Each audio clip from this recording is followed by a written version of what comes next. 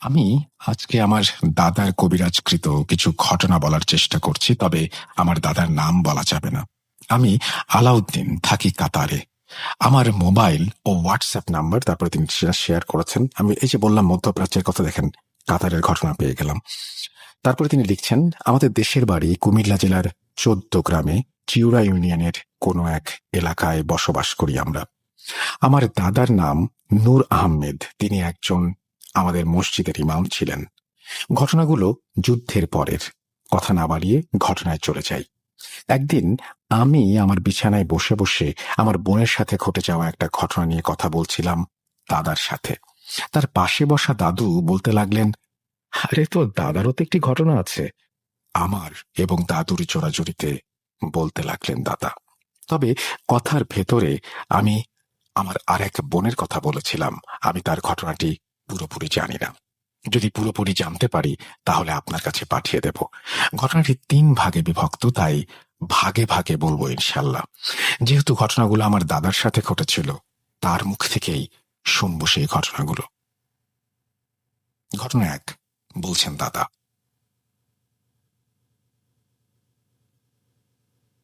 আমি আর তোমার দাদি শুয়েছিলাম খাটে। সময়টা গভীর রাত হবে। আমি স্বপ্নে দেখতে পেলাম একজন আলখেল্লা পরা লোক আমাকে এসে বলতে লাগলো, কিরে, কবিরাজি শিখবি? যদি শিখতে চাস তাহলে তোকে তোদের পাশের মসজিদের কবরে ১৫ দিন আর তোদের পাশের এলাকার গায়েবী মসজিদে থাকতে হবে ১৫ দিন। পারবি? আমি আটকায় এইগুলো শুনে বললাম, কিসের কবিরাজি? তবে নাতি শোন, আমার অনেক আশা ছিল কবিরাজি করার। তবে সে আটকা বলার কারণে আমি তাকে ডাইরেক্ট মানা করে দেই।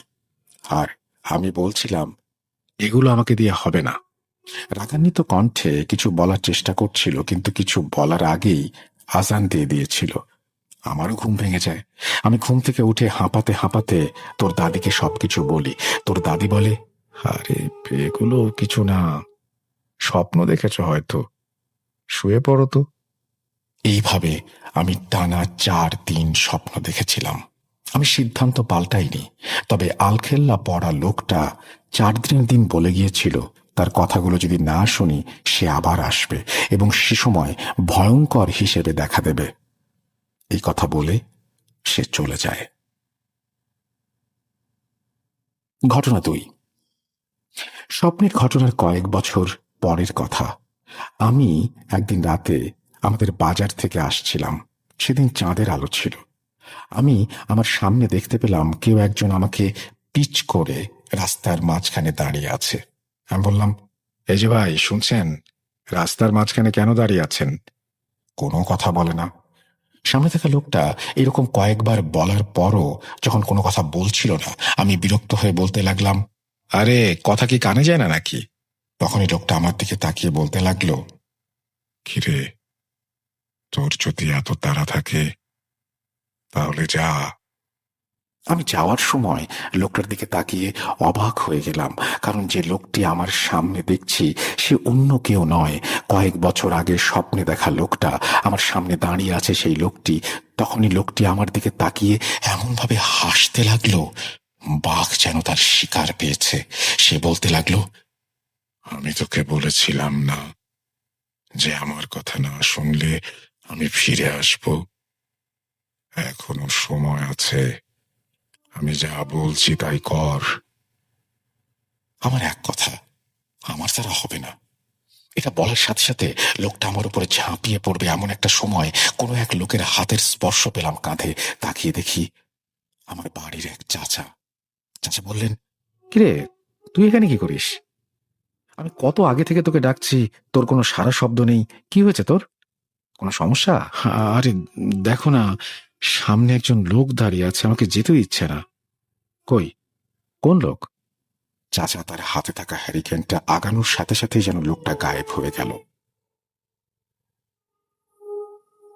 ঘটনা ৩, দ্বিতীয় ঘটনার কয়েকদিন পর আমি আর তো দাদি শুয়েছিলাম খাটে।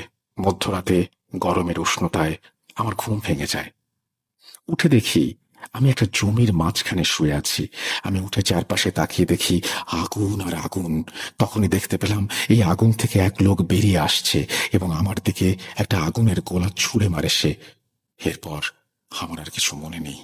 আমি ঘুম থেকে উঠে দেখি আমি আমার বিছানায়, আমার পাশে অনেক লোক দাঁড়িয়ে আছে। আমি তো দাদিকে বলতে লাগলাম, আমি এখানে কিভাবে? আমি তো জমিনে শুয়েছিলাম।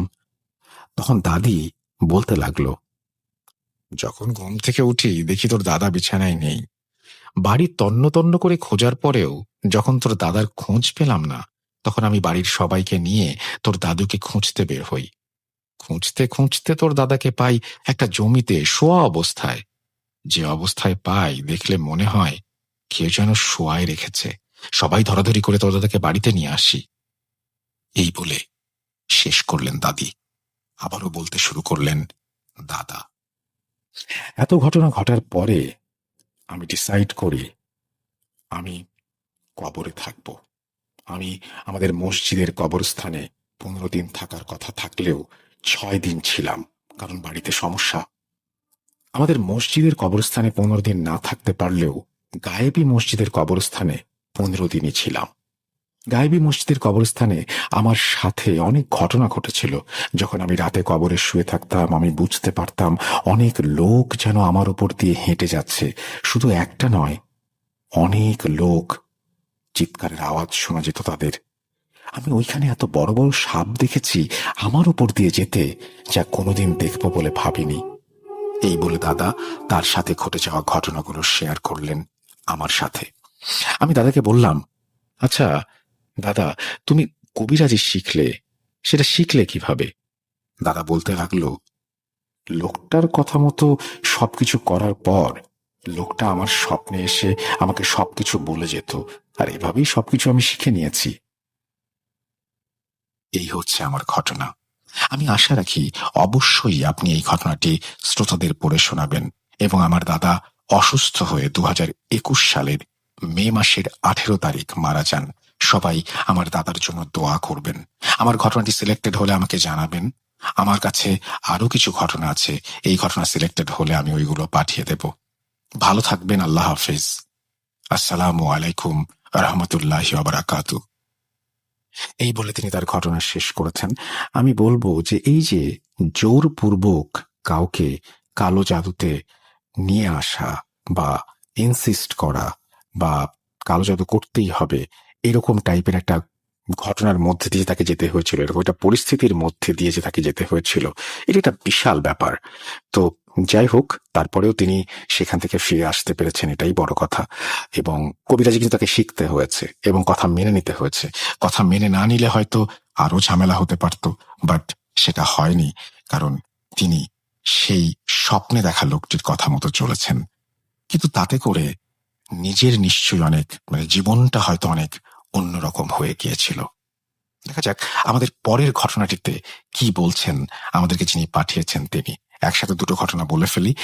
যিনি লিখছেন তার মতো করে আমি পড়ার চেষ্টা করছি।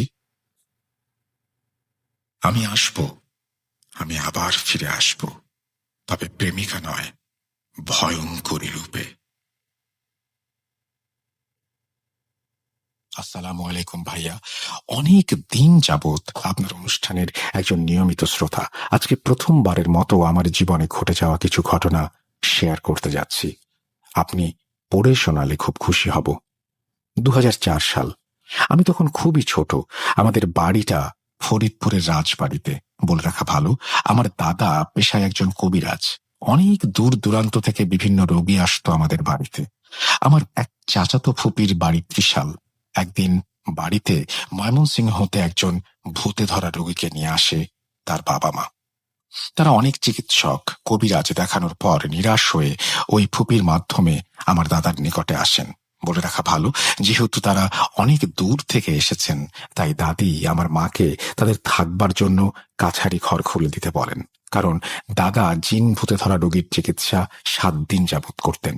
চিকিৎসা চলাকালীন সময়ে দাদা বাচ্চারা তো দূর, কোনো নারীকেও সেখানে অ্যালাউ করতেন না। যে ছেলেটাকে নিয়ে ওনারা এসেছিলেন তার নাম তাওরাত, বয়স 22। যখন তাওরাতের বয়স 15 বছর, তখন সে এক অমাবস্যা রাতে তার বড় বোনের বাড়ি থেকে সাইকেলে করে নিজের বাড়িতে ফিরছিল। কিছু দূর আসার পর তার সাইকেলের চাকা পাংচার হয়ে যায়। ঘটনা শুরু এখান থেকেই।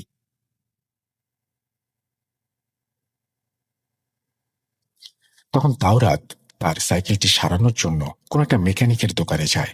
সেখানে যাবার পর সাইকেলের চাকায় পাম দিতে গিয়ে দেখে চাকাটি পাংচার হয়ে গেছে এবং চাকাটি খুলে তার ভেতর যে টিউব রয়েছে সেটা বদলে দিতে হবে। তখন আর কি করার, এমনিতেই তার বোনের বাড়ি থেকে সে সন্ধ্যাবেলায় বেরিয়েছিল। তার বোনের সাথে একটু কথা কাটাকাটি করেই বেরিয়ে পড়ে নিজের বাড়ির উদ্দেশ্যে। দোকানের মেকানিক বলল, সারাতে দেরি হবে, আপনি বরং সাইকেলটি রেখে বাড়ি চলে যান, কাল সকালে আসবেন, কেমন? কিন্তু তাওরাত তার বোনের বাসায় ফিরতে চায় না। সে তখন মেকানিককে বলে, সাইকেলটি কি আজ রাতের মধ্যে সারা যাবে না? মানে খুবই ইমার্জেন্সি ছিল, আমাকে আজ রাতের মধ্যেই বাড়ি ফিরতে হবে, কাল সকালে আমার একটা কাজ আছে, দয়া করে একটু দেখবেন কি যদি কিছু করতে পারেন। তাওরাতের কথা শুনে মেকানিক বলল, ঠিক আছে, আপনি ওখানে বসুন, আমি দেখছি কি করা যায়। মেকানিকের কথায় আশ্বস্ত হয়ে তাওরাত দোকানের সামনে পায়চারি করতে থাকলো। সাইকেলটি সারাতে আনুমানিক রাত 10টা বেজে গেল। বলে রাখা ভালো, শীতের সময় চলছিল। রাত 8টার পরেই তেমন লোকজন পাওয়া যায় না, রাস্তাঘাট প্রায় ফাঁকা থাকে। তার বোনের বাড়ি থেকে তার বাড়ির দূরত্ব প্রায় 3 ঘন্টা। কথায় বলে, জিদ হলে কোনো হুঁশ থাকে না, তাই সে একরকম এই শীতের মধ্যে কনকনে রাতে বেরিয়ে পড়েছে নিজের বাড়ির উদ্দেশ্যে। সে সাইকেলটি নিয়ে তার পথ চলা শুরু করলো। শীতের রাত, 3 ঘন্টা রাস্তা যেন বেড়ে গিয়ে অনেক লম্বা হয়ে গিয়েছে, পথ যেন ফুরোতেই চায় না। এদিকে রাত 12টা বেজে গেছে। অমাবস্যার ঘোর অমানিসায় পথঘাট চোখে দেখার জো নেই। বলে রাখি, তাওরাতের কাছে তখন কোনো মোবাইল ফোন ছিল না, কারণ এই ঘটনা যে সময়ের, তখন মোবাইল ফোনও এত অ্যাভেলেবেল ছিল না। তাওরাতের কাছে একটা ছোট্ট টর্চ লাইট ছিল, তার হাতে ছিল একটি ঘড়ি। শীতের রাত, অনেক ঠান্ডা পড়েছে, সেই সাথে কুয়াশাও পড়েছে বেশ, তাই পথঘাটগুলো অতটা ঠাহর করা যাচ্ছে না। তাওরাতের বেশ ঠান্ডা লাগছিল, তার গায়ে শীতের কোনো পোশাক ছিল না। কিছু দূর এগিয়ে যাওয়ার পর সে হঠাৎ দেখতে পেল একটি মাঠের মাঝখানে একটি দিঘি, এবং দিঘির পানি ঝলমল করছে। চারপাশে এত অন্ধকার, তাহলে দিঘির পানি কি করে ঝলমল করছে? ওইখানে তো আলোই বা ছড়ালো কে? সে যত এসব ভাবছে, তার মনের মধ্যে একটা ভয় জেঁকে বসছে। সে ঘড়ির দিকে তাকায়, দেখে রাত 12টা বেজে গেছে। এবার তাওরাতের অনেক ভয় করতে লাগলো। কিছুক্ষণ আগে সে দেখেছে 12টা বেজেছে, এখনো দেখছে ঘড়িতে ঠিক 12টাই বাজে। সে এতটা পথ চলে এলো, তবু সময় কেন বাড়ল না? কি করে এটা সম্ভব? বলে রাখি, তাওরাত ক্লাস 10-এ পড়ে। তারা 4 ভাই বোন। তাদের মধ্যে তাওরাত 3 নাম্বার, আর বাকি 3 বোনের থেকে সে দেখতে খুব সুন্দর, উজ্জ্বল এবং সুঠাম দেহের অধিকারী। তাওরাত সামনের দিকে তাকাতেই দেখে দিঘির পাড়ের ওপর চলে এসেছে, এবং দিঘির পানির ওপরে কয়েকজন ডানাওয়ালা সুন্দরী রমণী মনের আনন্দে উচ্ছ্বাস করছে। এগুলো দেখে তাওরাত কিছু সময়ের জন্য স্বস্তি ফিরে পেল। তার মধ্যে থেকে ভয় চলে গেল। সে ভাবতে লাগলো, ইস, ওখানে 7টা পরী ছিল, সবচাইতে ছোট যে পরীটি, সে তাওরাতের কাছে এগিয়ে এলো। তাওরাতের সৌন্দর্যে পরীটি বিমোহিত এবং তাওরাতকে বলল, তুমি যাবে আমাদের সাথে?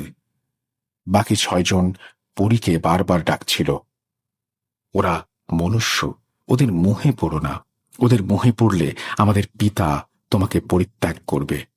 তুমি আমাদের ছোট বোন, তোমার এরকম দশা হোক এটা আমরা কেউ চাই না, তুমি চলে এসো। কিন্তু 7ম পরী কোনোভাবেই তাওরাতকে ছাড়তে রাজি না। সে তখন তাদের বাবার ভয়ানক শাস্তির কথা স্মরণ করে যাবার সিদ্ধান্ত নিল, কিন্তু তাওরাতকে সে রেখে যাবে না। তাই সে তার মোহ দ্বারা তাওরাতকে বশীভূত করল। সকালবেলা আশেপাশে গ্রামের লোকজন এসে তাওরাতকে মাঠের মাঝখানে পড়ে থাকতে দেখল। না সেখানে কোনো দিঘি আছে, না সেখানে কোনো জলের ধারা। তার মানে কাল রাতে তাওরাত যেটা দেখেছিল সেটা শুধু কাল রাতের জন্যই ছিল। ঘটনায় ফিরে আসি। তাদের মধ্যে একজন তাওরাতের বাবাকে চেনে, তাই তিনি দৌড়ে গিয়ে তাওরাতের বাড়িতে খবর দিল, এবং তাওরাতের বড় ভাই ও মা এলো, এসে তাওরাতকে বাড়ি নিয়ে গেল। ওই ঘটনার পর তাওরাতের আর কোনো কিছুই ভালো লাগে না। দিন দিন কেমন উদাসীন হতে থাকে। 4 ভাই বোনের মধ্যে সবচেয়ে চঞ্চল এবং মেধাবী ছিল তাওরাত। দিন দিন তার এই করুণ পরিণতি দেখে তার দাদা দাদি অনেক চিন্তায় শয্যাশায়ী হলো। এদিকে সবাই ভেবেছিল হয়তো ঠিক হয়ে যাবে, সব ঠিকই আছে, আবারও আগের মতো সুস্থ স্বাভাবিক অবস্থায় ফিরে আসবে সে। কিন্তু তার কোনোটিই হলো না। 7টি বছর কেটে গেল। অনেক ফকির, দরবেশ, কাপালিক, ডাক্তার, বৈদ্য সবকিছু করেই কোনো ফল পেল না। তাওরাতের দাদি 2 বছর আগে গত হয়েছে। যাবার আগে তাওরাতের বাবাকে বলে যায়, তাওরাতকে কোনো জিন পড়িতে ধরেছে, কিন্তু তুই ওর সঠিক সন্ধান নিতে পারছিস না, সঠিক চিকিৎসা করতে পারছিস না, ওকে ভালো কোনো কবিরাজের কাছে নিয়ে যা। তার সুবাদে তারতের বাবা মায়ের সঙ্গে আমার ফুপির পরিচয়। বলে রাখি, তারতের গ্রামে আমাদের ফুপির ননদের বিয়ে হয় এবং তাওরাতের মা সম্পর্কে আমার ফুপির ননদের শাশুড়ির বোন হয়। তাই আমার ফুপি তার ননদের মুখে তাওরাতের এই ঘটনা শুনে ওনাদের আমার দাদার কাছে নিয়ে আসতে বলেন। যেহেতু 7 দিনব্যাপী চিকিৎসা করা হবে, তাই এই 7 দিনের জন্য আমাদের কাছারি ঘরেই তাওরাতের পরিবার থাকতে লাগলো। 7 দিনে 2 দিন চলে গেল। দাদা কিছুই করতে পারছিলেন না ঠিক করে, ধরেই উঠতে পারছিলেন না আসলে তাওরাতের হয়েছেটা কি। চিকিৎসার 3য় দিন তাওরাতকে আবারও গ্রাম্য অঞ্চলের ভাষায় বলে ধারানি, অর্থাৎ ট্রিটমেন্ট বা থেরাপিও বলা যেতে পারে। থেরাপি দেবার সময় দাদা তাকে ধীরে ধীরে 7 বছর আগে ফিরে যেতে বলেন। তাওরাত ধীরে ধীরে 7 বছর আগে ফিরে যায়। তার স্মৃতির পাতা উল্টে সে পূর্বে তার সাথে ঘটে যাওয়া ঘটনাটির বিবরণ জানায় দাদাকে, এবং ফাঁকে ফাঁকে তাওরাতের বাবা মার কাছ থেকেও দাদা বেশ কিছু তথ্য সংগ্রহ করেন। আরো 2 দিন কেটে গেল, কিন্তু তাওরাতের অবস্থার কোনো পরিবর্তন এলো না। চিকিৎসার 5ম দিনের কথা বলছি। সেদিন এক আশ্চর্যজনক ঘটনা ঘটল। তার আগে বলে রাখা ভালো, তাওরাতের 2 ভাই বোনের বিয়ে সম্পন্ন হয়েছিল। বড় ভাই বিয়ে করেছেন, বড় বোনের তো বিয়ে হয়েছে, সেটা আপনাদের আগেই বলা হয়েছে। বাকি রইল তাওরাতের ছোট বোন, যে কিনা এই 7 বছর যেতে যেতে বিবাহযোগ্য হয়ে উঠেছেন। কিন্তু তাওরাতের এই ঘটনার কথা শুধু গ্রামেই নয়, আশেপাশের অনেক জায়গাতেই রটে গিয়েছিল, যার দরুন তাওরাতের ছোট বোনকে কেউ বিয়ে করতে চাইছিল না, এবং সবাই বলেছিল যদি তাওরাতের একটা বিয়ে দেয়া যায় তবেই সবাই বুঝবে তাওরাত সুস্থ স্বাভাবিক। কিন্তু তাওরাতকে বিয়ের কথা বললেই সে ভীষণ রেগে যেত, কখনো কখনো নিজের জীবন নাশ করার প্রয়াসও করত। এরকম অবস্থায় তার বাবা মা ভীষণ সংকটে পড়ে যান। ঘটনায় ফিরে আসি। চিকিৎসার 5ম দিন যে আশ্চর্যজনক ঘটনার কথা বলছি সেটি হলো, সেদিন দাদা তাওরাতের সামনে সেই 7ম পরীটিকে হাজির করলেন, যে তাওরাতের ঘাড়ে ভর করেছিল। দাদা তাকে প্রশ্ন করেছিলেন, তুমি কে? কেনই বা এই ছেলেটিকে বশীভূত করে রেখেছ? কি অপরাধ করেছে সে? আর কেনই বা তুমি ওকে ছেড়ে যেতে চাইছো না? সমস্ত কথার উত্তরে তাওরাতের ভেতর থেকে এক নারী কণ্ঠস্বর উত্তর দিল, সে তাওরাতকে খুবই পছন্দ করে। আজ 7টি বছর ধরে সে তাওরাতকে বিয়ে করেছে। ভাবতেই গা শিউরে ওঠে। এই 7টি বছর সে সংসার করেছে তাওরাতের সঙ্গে, তাই সে সংসার ভেঙে যেতে চায় না, এবং যদি কেউ তাকে বাধ্য করে তবে তার ভয়ঙ্কর পরিণতি হবে, এই বলে দাদাকে ভয় দেখানোর চেষ্টা করে। পরীটি দাদাকে আরো জানায়, আপনি কেন আমাদের মাঝে ঢুকতে চাইছেন? আমরা তো বেশ আছি, আর তাওরাতেরও অন্য কোনো বউ বা বিয়ের প্রয়োজন নেই, ও আমার সঙ্গে থাকবে যতদিন বাঁচবে। পরীর সাথে মানুষের প্রেম, কি একটা আজব ঘটনা, তাই না? আসলেই এটা কি বাস্তব? সত্যি কি এমন ঘটনা ঘটে? যদি আমি এই ঘটনার সাক্ষী না হতাম তবে বুঝতে পারতাম না। চিকিৎসার প্রায় শেষ দিন, 7ম দিন। সেদিন রাতে আমার দাদা তার গুরু, মানে যার থেকে দাদা কবিরাজি রপ্ত করেছিলেন, তার বয়স আনুমানিক 80-র কোঠায় হবে, তাকে আমন্ত্রণ জানিয়েছিলেন। তিনি এসে দাদার সঙ্গে মিলিতভাবে একটা ফয়সালা করলেন। ফাইনালি পরীটি তাওরাতকে ছেড়ে যেতে বাধ্য হলো। যদিও সে ছেড়ে যেতে চায়নি, তাকে ছাড়ানো হলো। পরীটি যখন তাওরাতকে ছেড়ে চলে যায়, যেতে যেতে সে বলতে থাকে, এতদিন তোমরা আমার ভালো রূপটি দেখেছ, তবে এটা আমার শেষ যাত্রা নয়। আমি আসব, আমি আবারও আসব, হয়তো তখন কারোর সঙ্গে সংসার বাঁধতে নয়। তোমরা যারা আমার শত্রু হলে তাদের প্রত্যেকের জীবনকে দুর্বিষহ করে তোলার জন্য ভয়ঙ্কর রূপে আমি আবার ফিরে আসব। আমি ফিরে আসব। এই বলে পরীটি চলে গেল। তাওরাত সুস্থ স্বাভাবিক জীবনে ফিরে এলো। তারা 8ম দিন আমাদের বাড়ি থেকে বিদায় নিলেন, এবং তারা খুশি হয়ে দাদাকে অনেক দান দক্ষিণাও দিয়েছিলেন। যদিও তাদের ধন সম্পদের অভাব ছিল না, আমাদেরও যে কম কিছু রয়েছে তেমনও নয়। আমার দাদার একটা গুণ আছে, যদি কোনো বড় মিশন সাকসেসফুল হতো তবে তাদের থেকে তিনি কিছুই নিতেন না। তবে তাওরাতের বাবা মা যেটা দিয়ে গেলেন তা ছিল তার গুরু যাকে তিনি আমন্ত্রণ জানিয়েছিলেন তাকে উৎসর্গ করা। ঘটনাটি বুঝি এখানেই শেষ হয়ে গেল, কিন্তু না, ঘটনার শুরু এখান থেকেই। নিশ্চয়ই আপনার মনে আছে রাসেল ভাই, আমার লেখনের শুরুতে আমি বলেছিলাম আমার নিজের সাথে ঘটে যাওয়া কিছু ঘটনা আমি আপনাদের সাথে শেয়ার করতে চাই। তাই এখানেই ঘটনার শেষ ভেবে কেউ ভুল করবেন না। আমি আসব, আমি আবারও ফিরে আসব, তবে প্রেমিকা নয়, ভয়ঙ্করী রূপে। পরিটি কিন্তু আবার ফিরে এসেছিল। সময় স্বল্পতার কারণে আমি আজকে কন্টিনিউ করতে পারলাম না, তবে আমি অন্য কোনো দিন পুরো ঘটনাটির দ্বিতীয় অংশ আপনাদের কাছে জানাবো। কেননা এতক্ষণ পরিটির প্রেমময় কাহিনী আপনারা শুনেছেন, তবে এর পরে এর ভয়ঙ্কর রূপকে গ্রহণ করার জন্য প্রস্তুত থাকুন, যেটি ঘটেছিল আমার নিজের সঙ্গে। আজও মনে পড়ে সেই সকল দিনের কথা। কেবল জিনদেরই যে ভয়ঙ্কর রূপ হয় তা কিন্তু নয়, পরীরাও ভয়ঙ্কর হতে পারে। তাদের সৌন্দর্যের পেছনে লুকিয়ে থাকা বিভৎস কুৎসিত চেহারা। কথায় বলে, জিন পরীর দেওয়ানা কেউ হয় না আপনা। আমি আশরাফুল প্লাবন, আমার বাড়ি ফরিদপুরের রাজবাড়িতে এবং আমি গাজীপুর মহানগরের জয়দেবপুরে থাকি। আমি এখান থেকে এই ঘটনাটি শেয়ার করলাম। আর যদি আমার ঘটনাটি ভালো লাগে এবং সিলেক্টেড হয়, অবশ্যই আমাকে জানাবেন। আপনি নিজে ঘটনাটি পড়ে শোনাবেন। আপনার কণ্ঠে শোনার জন্য অপেক্ষায় থাকলাম। আসসালামু আলাইকুম, শুভরাত্রি। আর এরপরে একটা দিন অবশ্যই স্টুডিওতে ভার্চুয়ালি আপনাদের ঘটনা শোনানোর চেষ্টা করব। এই বলে তিনি তার ঘটনা শেষ করেছেন এবং আশা করছি যে পরপর দুটি ঘটনাই আপনাদের অনেক বেশি ভালো লেগেছে। যদি ভালো লেগে থাকে তাহলে আমি বলবো যে আমাদের ইউটিউব চ্যানেলটি সাবস্ক্রাইব করুন। সব ধরনের আপডেট পেয়ে যাবেন, কবে কোন দিন কোনটা হচ্ছে সেটা যেমন জানবেন, সেই সাথে আমাদেরকে উৎসাহ দেয়া হবে আমরাও যেন সামনের সময়গুলোতে এগিয়ে যাবার সাহস পাই। এবং ফেক চ্যানেলগুলোকে পুরোপুরিভাবে পরিহার করুন। সাবস্ক্রাইব করুন, সাবস্ক্রাইব করুন, সাবস্ক্রাইব করুন, কারণ আমরা যেই পরিমাণ কি বলবো যে লিসেনার্স আমাদের ঘটনা শোনেন, সেই পরিমাণ সাবস্ক্রিপশন যদি পেতাম তাহলে আসলে সত্যিই খুশি হয়ে যেতাম। 1 মিলিয়নের পথে আমরা যাত্রা শুরু করেছি। থামতে চাই না, পেছন ফিরে তাকাতে চাই না, যদি আপনারা সঙ্গে থাকেন। এবং এটা যত দ্রুত হবে তত বেশি আমরা বুঝবো যে আপনারা আমাদের সঙ্গে আছেন। পরবর্তী ঘটনায় যাব, তবে এই ঘটনাগুলো কিন্তু আরো একবার বলছি যে আগেও প্রচারিত হয়েছে। কেউ হয়তো মিস করেছেন, কেউ হয়তো শোনেননি, কেউ হয়তো আবারও শুনতে চান, কারণ এখন এর পরে যে ঘটনাগুলো শুনবেন সেগুলো ভূত.com-এ প্রচারিত বিখ্যাত সব ঘটনা। চলুন আমরা সরাসরি চলে যাই সেখানে। আশা করছি আমাদের আজকের এপিসোডটি আপনাদের ভালো লাগছে। সেই ঘটনায় যাবার আগে আমি আনুষ্ঠানিকভাবে আপনাদের কাছ থেকে বিদায় নিয়ে নিচ্ছি। আল্লাহ হাফেজ।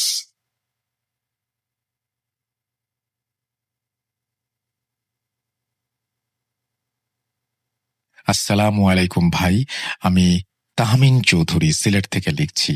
আজ আমি প্রথম ঘটনা লিখছি ভূত.com-এ। আমার পক্ষে স্টুডিওতে এসে ঘটনা বলা সম্ভব নয়, কারণ আমি ক্লাস 10-এ পড়ি। ঘটনাটি হচ্ছে 2013 সালের আমার ছোট বোনের সাথে ঘটে যাওয়া একটি ঘটনা। আমার পরিবার অনেক বড়। প্রতিদিন সন্ধ্যায় গল্পগুজব করা ছিল আমাদের দৈনন্দিন অভ্যাস। আমাদের পরিবারে দাদি, মা, বাবা ও চাচারা মিলে মোট 11 জন বসবাস করি। আমার মোট 5 জন চাচা। আমাদের কাপড়ের ব্যবসা আছে।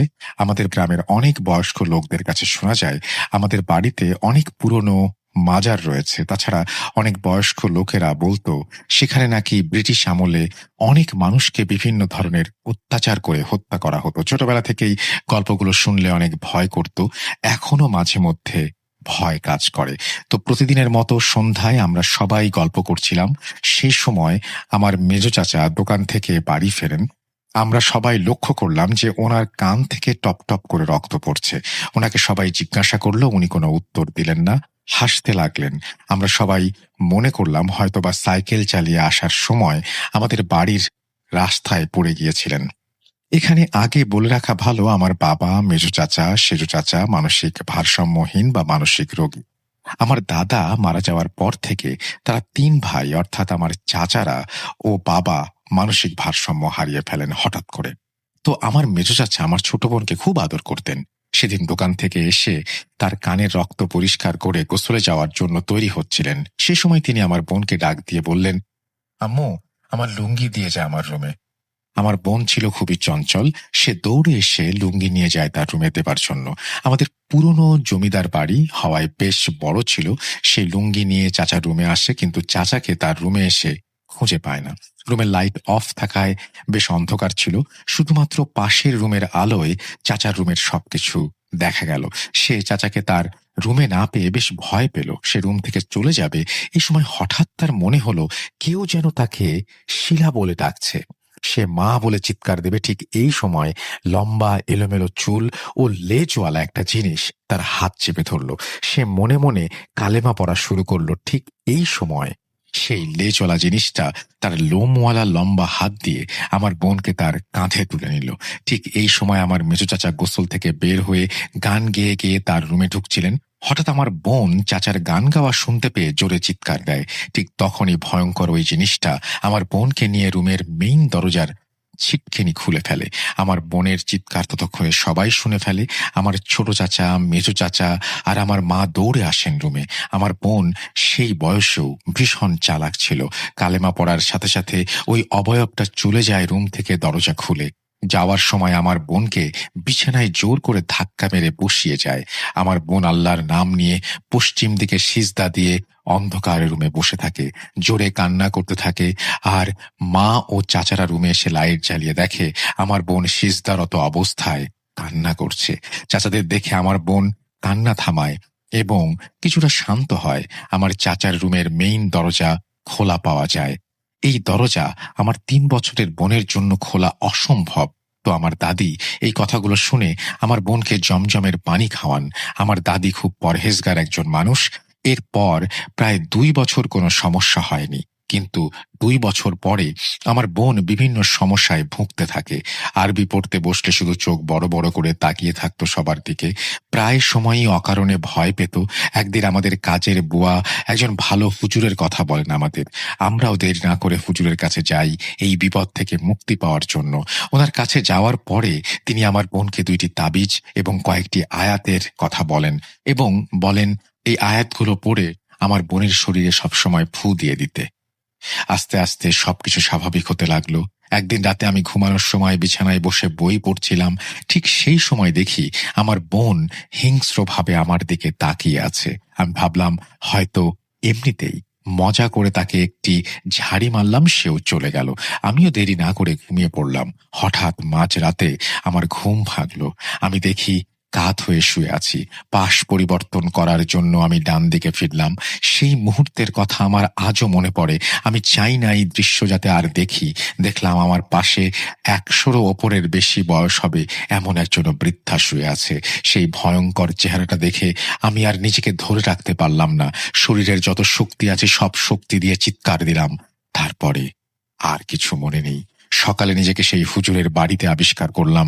হুজুর বললেন, আর কোনো ভয় নেই বাবু, আজকে রাত তোমাদের বাড়িটা বন্ধ করে দেব, যাতে করে কোনো ধরনের সমস্যা তোমাদের না হয়। উনি আমাকে বললেন, রাত্রে যাকে আমি বিছানায় দেখেছি এটি একটি খারাপ জিন। আমার বোনের কোনো ক্ষতি করতে পারেনি, তাই আমার ক্ষতি করতে চেয়েছিল। হুজুর আমার আম্মুকে বললেন, আপনারা বাড়ি চলে যান, আমি কিছু প্রস্তুতি নিয়ে আসছি। আর অবশ্যই 4টি পেরেক ও 7 পুকুরের পানি প্রস্তুত রাখবেন। এশার নামাজ পড়ে তিনি আমাদের বাড়িতে আসেন আরো 3 জন হুজুরকে নিয়ে। হুজুর কিছু সূরা পড়লেন ও 4টি পেরেক বাড়ির 4 কোণে মারলেন, আর বাকি 3 জন হুজুর আজান দিলেন। সেই সময় মনে হচ্ছিল যে আমাদের বাড়ির ওপর দিয়ে কাল বৈশাখী বয়ে যাচ্ছে। হুজুর বললেন আমাদের বাড়িতে নাকি বহু পুরাতন মাজার আছে, কিন্তু তা কোনোদিন চিহ্নিত করা যাবে না। আলহামদুলিল্লাহ, এরপর থেকে আমাদের আর কোনো সমস্যা হয়নি। কিন্তু আমার বাবা ও 2 জন চাচা আজও মানসিক ভারসাম্যহীন। আমার কাছে আমার বাড়ির এরকম আরো অনেক ভয়াবহ গল্প আছে। ইনশাল্লাহ লিখে পাঠাবো। ঘটনাটি ভালো লাগলে ভূত.com-এ শেয়ার করবেন। শেয়ার করে ফেললাম। Thank you very much for your story, এবং আশা করছি আপনাদেরও এই ঘটনাটি ভালো লেগেছে। যদি ভালো লাগে অবশ্যই আমাদেরকে জানাবেন। আসলে সব ঘটনা আমাদের কাছে অন্যরকম লাগে এই কারণে, একই ধরনের ভয় হলেও এক একজন সেই ভয়টা উপলব্ধি করে, বুঝতে পারে বা এক্সপেরিয়েন্স করে এক একভাবে। এটাই সবচাইতে বড় মজা। সেই ভয়ের মুহূর্তটা আসার পরে কে কিভাবে সেটাকে দেখে, কে কিভাবে সেটাকে সামাল দেয় এবং তারপরে কি ঘটে, এই জিনিসগুলো কিন্তু ম্যাক্সিমাম সময়ই আলাদা থাকে। যাই হোক, ঈদের অনেক শুভেচ্ছা আপনাদের সবাইকে। ধৈর্য ধরে এই দিনেও আমাদের ঘটনা শুনছেন, সেজন্য আবারও ধন্যবাদ। আমরা চলে যাব আমাদের পরের ঘটনায়, কারণ এর পরে রয়েছেন আফনান ভাই, এবং আফনান ভাইয়ের ঘটনায় যাওয়ার আগে আমি বলবো আপনারা ইমেল পাঠান আমাদেরকে, ঘটনা পাঠান আমাদেরকে, এবং আমাদেরকে ঘটনা পাঠাতে হলে আমাদের ইমেল অ্যাড্রেসটা মনে রাখুন, russell.booth.com@gmail.com। আমরা চলে যাব আমাদের পরবর্তী ঘটনায়।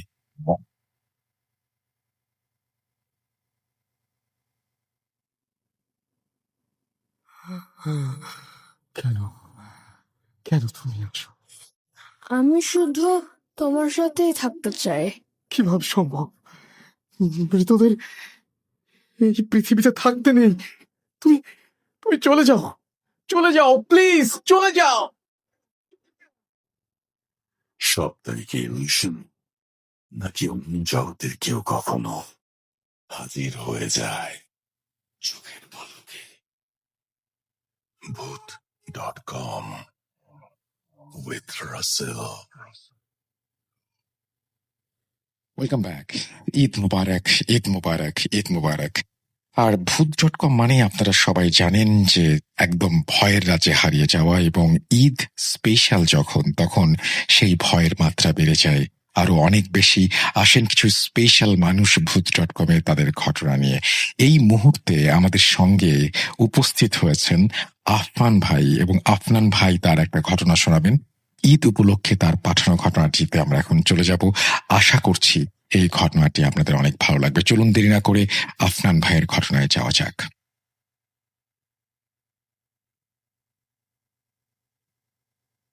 আসসালামু আলাইকুম। ভূত.com এর সকল লিসেনারকে জানাচ্ছি পবিত্র ঈদ উল আজহার শুভেচ্ছা। ঈদ মোবারক। আশা করি সবাই ভালো আছেন, সুস্থ আছেন। প্রিয় লিসেনার্স, ঈদ স্পেশাল এপিসোডের এবারের আয়োজনে আমি নিয়ে এসেছি আপনাদের সামনে গ্রাম কেন্দ্রিক একটি ঘটনা। আপনারা অনেকেই গ্রাম কেন্দ্রিক ঘটনা পছন্দ করেন, আর আমারও পছন্দের জায়গাটা এটা। গ্রামের ঘটনাগুলো আমার সংগ্রহ করতেও ভালো লাগে, বলতেও ভালো লাগে। আর গ্রামের ঘটনাগুলো সংগ্রহ করা, বলা, এই কাজগুলো করার সময় আমার নিজের মধ্যে এক ধরনের অন্যরকম অনুভূতি কাজ করে, ভালো লাগার অনুভূতি। এবং আমি নিজেও যখন ঘটনা শুনি, বিশেষ করে গ্রামের ঘটনা, তখন আমার চোখের সামনে সেগুলো আমি ভিজুয়ালাইজ করতে পারি। এই কারণে করতে পারি, গ্রামের অনেক বিষয় আমরা সচরাচর দেখে থাকি, যার কারণে সেই জিনিসগুলো আমাদের চোখের সামনে অনেকটা জীবন্ত হয়ে ওঠে। আর এবারের ঈদ স্পেশাল এপিসোডের এই ঘটনাটি গ্রামকেন্দ্রিক একটি ঘটনা। তবে ঘটনা শুরু করার আগে একটি মেসেজ আমি আপনাদেরকে দিতে চাই, প্রিয় লিসেনার্স। সেটি হচ্ছে যে আমি কিন্তু ভূত এফএম এর মাধ্যমে আপনাদের সামনে পরিচিত হয়েছিলাম। রাসেল ভাই বিভিন্ন সময় আমাকে বিভিন্ন ধরনের ঘটনার বিষয় আমাকে যখন বলতেন যে ভাই আপনি এটা এইভাবে বললে ভালো হবে, বা এইটা একটু খেয়াল রাখবেন, তখন এইভাবে আস্তে আস্তে বলতে বলতে কিন্তু আপনাদের কাছে আমার একটা গ্রহণযোগ্যতা সৃষ্টি হয়েছে। এজন্য সর্বপ্রথম মহান আল্লাহ সুবহানাহু ওয়া তাআলার দরবারে শুকরিয়া আদায় করে আলহামদুলিল্লাহ। তারপর যে মানুষটির প্রতি আমি কৃতজ্ঞতা জ্ঞাপন করব, সেটি হচ্ছে আমাদের সকলের প্রিয় রাসেল ভাই। রাসেল ভাইয়ের অনুপ্রেরণা ছাড়া আমার মনে হয় না যে আমি যতটুকু আপনাদের কাছে গ্রহণযোগ্যতা পেয়েছি এই পর্যন্ত আমি আসতে পারতাম। এই কারণে আমার প্রথম পরিচয় কিন্তু আমি ভূত.com এর একজন স্টোরি টেলার, তারপরে অন্য পরিচয়। সুতরাং আশা করছি যে আমি আমার অবস্থানটা পরিষ্কার করতে পেরেছি। ভূত.com যতদিন আছে, রাসেল ভাই যতদিন এভাবে আপনাদেরকে ভয়ের গল্প নিয়ে আপনাদের সামনে হাজির হবেন, ইনশাল্লাহ আমি সব সময় ভূত.com এর সাথে আগে ছিলাম, এখনো আছি, ইনশাল্লাহ ভবিষ্যতেও থাকবো। আপনারা আমার জন্য দোয়া করবেন, রাসেল ভাই এবং রাসেল ভাইয়ের পরিবারের জন্য দোয়া করবেন, এবং ভূত.com এর সকলের জন্য দোয়া করবেন যেন আপনাদের সামনে এইভাবেই আমরা সত্য ভয়ের ঘটনাগুলো নিয়ে হাজির হতে পারি। তো কথা না বাড়িয়ে মূল ঘটনায় চলে যাচ্ছি। এই ঘটনাটি আমাকে দিয়েছে সৌমিত্র রয়। তার বাসা ঢাকার বাসাও এলাকায়, আর ওর গ্রামের বাড়ি ফরিদপুর জেলার মধুখালী উপজেলার নওপাড়া ইউনিয়নের সীতারামপুর গ্রামে। আর এই ঘটনাটি তিনি যখন সংগ্রহ করেছেন সেই সময়টা ছিল 2016 সাল। তিনি এসএসসি পরীক্ষা দেওয়ার পরে যে মাঝখানে একটি সময় পেয়েছিলেন, ওই সময়ে তার পরিবারের সাথে তিনি তার যে নানাবাড়িতে গিয়েছিলেন এই নওপাড়া ইউনিয়নে, এই সীতারামপুর গ্রাম আর কি তার যেটা। আর এই নওপাড়া ইউনিয়নের পাশে আরো একটি গ্রাম রয়েছে, এটার নাম হচ্ছে রায়জাদাপুর গ্রাম।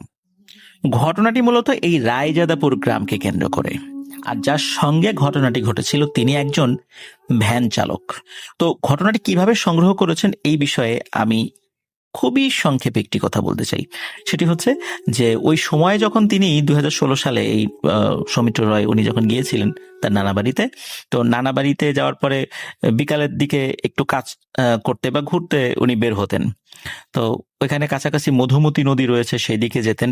তো ওই কাছাকাছি একটা জায়গা রয়েছে যেটা মধুখালীর কাছে, এইখানে কিন্তু একটা রাস্তা রয়েছে, একটা যশোরের যে হাইওয়েটা, তো ওইখান দিয়ে যশোর খুলনা যাওয়া যায়, যশোর খুলনা হাইওয়ে বা মহাসড়ক যেটা। তো ওইখানে বাগাট নামক একটা জায়গা রয়েছে। আর বাগাটের মিষ্টান্ন দ্রব্য এটা সকলের খুব প্রিয়, স্পেশালি বাগাটের দইটা অনেকের কাছে প্রিয়। আমি নিজেও খেয়েছি, আপনারা অনেকে খেয়ে থাকতে পারেন। তো উনি ওই কিছু জিনিস, এই মিষ্টান্ন কিছু দ্রব্যাদি কেনার জন্য তার বাড়ি থেকে বলে দেওয়া হয়। তো উনি ওই জিনিসটা কেনার পর যখন যাচ্ছিলেন ওই সীতারামপুর গ্রামের দিকে, তখন যেই ভ্যানে উনি উঠেছিলেন, এই ভ্যান চালকের নাম হচ্ছে নয়ন। তো ওই নয়ন সাহেব যখন উনি যখন তাকে ডাক দেন, ওখানে আরো ভ্যান ছিল, তো নয়ন সাহেব আসলে এমন ভাবে তাকে ডেকেছিলেন খুব আন্তরিকতার সাথে যে তার ভ্যানে ওঠার জন্য। আর এটা সৌমিত্রের কাছে ভালো লেগেছিল। ওই ভ্যানে ওঠেন। তো ভ্যানে তো আরো যাত্রী প্রয়োজন ছিল, একজনকে নিয়ে গেলে তো পোষাবে না। তো সৌমিত্র রয় বললেন যে আমার তো একটু তাড়াতাড়ি যেতে হবে, সন্ধ্যা লেগে যাচ্ছে, আমাকে নিয়ে চলেন, আমি আপনাকে বসিয়ে দেব। তখন ওই নয়ন সাহেব তার ভ্যানে নিয়ে তাকে যখন ওই সীতারামপুর গ্রামের দিকে নিয়ে যাচ্ছিলেন, তখন যেহেতু একাই ছিলেন ওই ভ্যানে, তখন এই সৌমিত্র রয় ওই ভ্যান চালকের সাথে কথা বলছিলেন যে রাতের বেলা আপনি ভ্যান ট্যান চালান, ভয় টয় লাগে না? তখন তিনি বলেছেন, হ্যাঁ ভয় টয় তো লাগেই, আর এই কারণে আমি রাতের বেলা ভ্যান চালাই না, সাধারণত সন্ধ্যার পরে একটু চালাই, এরপরে বাসায় চলে যাই। আমার বাবা আগে চালাতেন, অনেক রাত পর্যন্ত ভ্যান চালাতেন, কিন্তু একবার ভয় পেয়ে উনি আর চালান না, আর তারপরে একটা ক্ষতি হয়ে গিয়েছিল ওনার। তো এই কথাটা শোনার পর সৌমিত্রের আগ্রহ জন্মে যে আসলে কি ঘটনাটি ছিল। আর প্রথম দিকে বলতে চান নাই ওই নয়ন সাহেব, তারপরে বলেছিলেন। সেই বিষয়টি আপনাদের সামনে এখন বলতে যাচ্ছি। প্রিয় লিসেনার্স, ঘটনার যেই সময়টা, মানে মূল যে সময়টা, এই সময়টা ছিল 1980 সাল, তখনও শুরু হয় নাই। এর ঠিক আগের দিকে, এক্সাক্ট সাল বলতে পারেননি, তবে 80 সালের আগে, মহান মুক্তিযুদ্ধের পরে, এর একটা মধ্যবর্তী সময় এই ঘটনাটি ঘটেছিল। ওই সময়ে এই নয়ন সাহেবের যিনি বাবা, উনি ভ্যান চালাতেন রায়জাদাপুর থেকে বাগাট পর্যন্ত আসতেন, আর বাগাট থেকে রায়জাদাপুর যেতেন। এই এতটুকু সীমানার মধ্যে তার ভ্যান চালানোর সীমাবদ্ধ ছিল। তার বাড়িও রায়জাদাপুর গ্রামের একটা জায়গায়। সেই গ্রামের ওই যে জায়গাটা, ওই জায়গাটার নামের শেষে পাড়া শব্দটা রয়েছে। তো ওটা কি পাড়া, এটা সৌমিত্র রায় মানে ভুলে গিয়েছেন, যার কারণে আমাকে বলতে পারেন নাই, যেটা নয়ন সাহেব বলেছিলেন আর কি। তো মূল গ্রামটা রায়জাদাপুর গ্রাম। তো রায়জাদাপুর থেকে বাগাট পর্যন্ত যাত্রীদেরকে নিয়ে আসতেন, আবার বাগাট থেকে যাত্রীদেরকে রায়জাদাপুর পর্যন্ত নিয়ে যেতেন। তো এটাই ছিল মূলত তার ভ্যান চালনার জীবনটা, মানে এইটুক জায়গার মধ্যে তিনি সবসময় কাজ করতেন। তো অনেক সকালবেলা বের হতেন, ওই ভ্যান চালাতে চালাতে দুপুরবেলা কিছু যাত্রী পেলে আবার বাড়ির দিকে আসতেন, আবার খাওয়া দাওয়া করে আবার বেরোতেন। আর অনেক রাত পর্যন্ত অপেক্ষা করতেন, কারণ দেখা যেত যে ঢাকা থেকে যাত্রীরা অনেক সময় এসে ভ্যান পায় না গ্রামে যাওয়ার জন্য। এই জন্য বেশ উনি এই বিষয়ে খুব আন্তরিক ছিলেন, যাতে করে লোকজন সবসময় ভ্যান পায়। এই জন্য উনি সবার মধ্যে দীর্ঘ রাত করে ভ্যান চালাতেন। আর রাত বলতে কিন্তু তখন রাত 10টা কি সর্বোচ্চ 11টা, এইটা কিন্তু ওই সময় অনেক রাত ছিল। এখন নয় অনেক আলো চারদিকে আছে, লাইট হয়েছে, সকলে টেলিভিশন দেখে, ইন্টারনেট ব্রাউজ করে, যার কারণে অনেকে অনেক রাত পর্যন্ত জেগে থাকে। কিন্তু ওই সময়টা কিন্তু অনেক রাত, এটা প্রিয় লিসেনার্স আপনারা বুঝতেই পারছেন। তো এইভাবে উনি কাজ করতেন। একবার কি হলো যে রাত তখন আনুমানিক যে কয়টা উনি জানেন না, তখন অনেক রাত হয়ে গেছে, ওনার হাতে তো ঘড়ি ছিল না। তবে ওনার বর্ণনা মতে হয়তো বা 10:30 কি সর্বোচ্চ 11টা বাজতে পারে, এমন একটা আইডিয়া তার ছিল। তো ওই সময়ে উনি দীর্ঘ সময় অপেক্ষা করে যখন বাগাট বাজার থেকে কোনো যাত্রী পাচ্ছিলেন না, তখন উনি খালি ভ্যানটা নিয়ে রায়জাদাপুরের দিকে যাত্রা শুরু করেন। তো ওই যে রাস্তাটা, ওই রাস্তাটার ওই সময় এমন ছিল যে প্রায় 8-10 মিনিট ভ্যান চালালেও আশেপাশে কোনো ঘর বাড়ি দেখা যায় না, শুধু গাছ, রাস্তার দুপাশে ঝোপঝাড়। আর রাস্তা তখন পাকা ছিল না, মাটির রাস্তা ছিল। বর্ষাকালে ওই রাস্তা দিয়ে ভ্যান চালানো তো দূরের কথা, হাঁটাটাই অনেক কঠিন হয়ে যেত। আর ওই সময়টা ছিল শীতকাল আসবে আসবে ভাব, এমন একটা সময়, মানে রাতের বেলা ঠান্ডা পড়ে। তো উনি যাচ্ছেন, তো যেতে যেতে একটা জায়গায় উনি আসেন। আসার পর ওইখানে মূলত ওই যেই প্রায় 10 মিনিট পথ, যেটা যে যার মধ্যে কোনো ঘর বাড়ি নাই, এখানে শুধু ঝোপঝাড় আর দূরে ফসলের ক্ষেত, এমন একটা জায়গাতে উনি ভ্যান চালিয়ে যাচ্ছিলেন। তো একটা জায়গায় যখন উনি আসেন চালাতে চালাতে, তখন উনি দেখতে পান রাতের বেলায়, আর সামান্য আলো ছিল, কারণ হচ্ছে ওনার ভ্যানের নিচ দিকে যে লোহার একটা দণ্ড ছিল, ওইখানে একটা হারিকেন বাঁধা থাকতো। ওই হারিকেনের আলো চারদিকে ছড়িয়ে পড়তো, মানে মৃদু আলো, সামনে অল্প একটু দেখা যায় এরকম আর কি।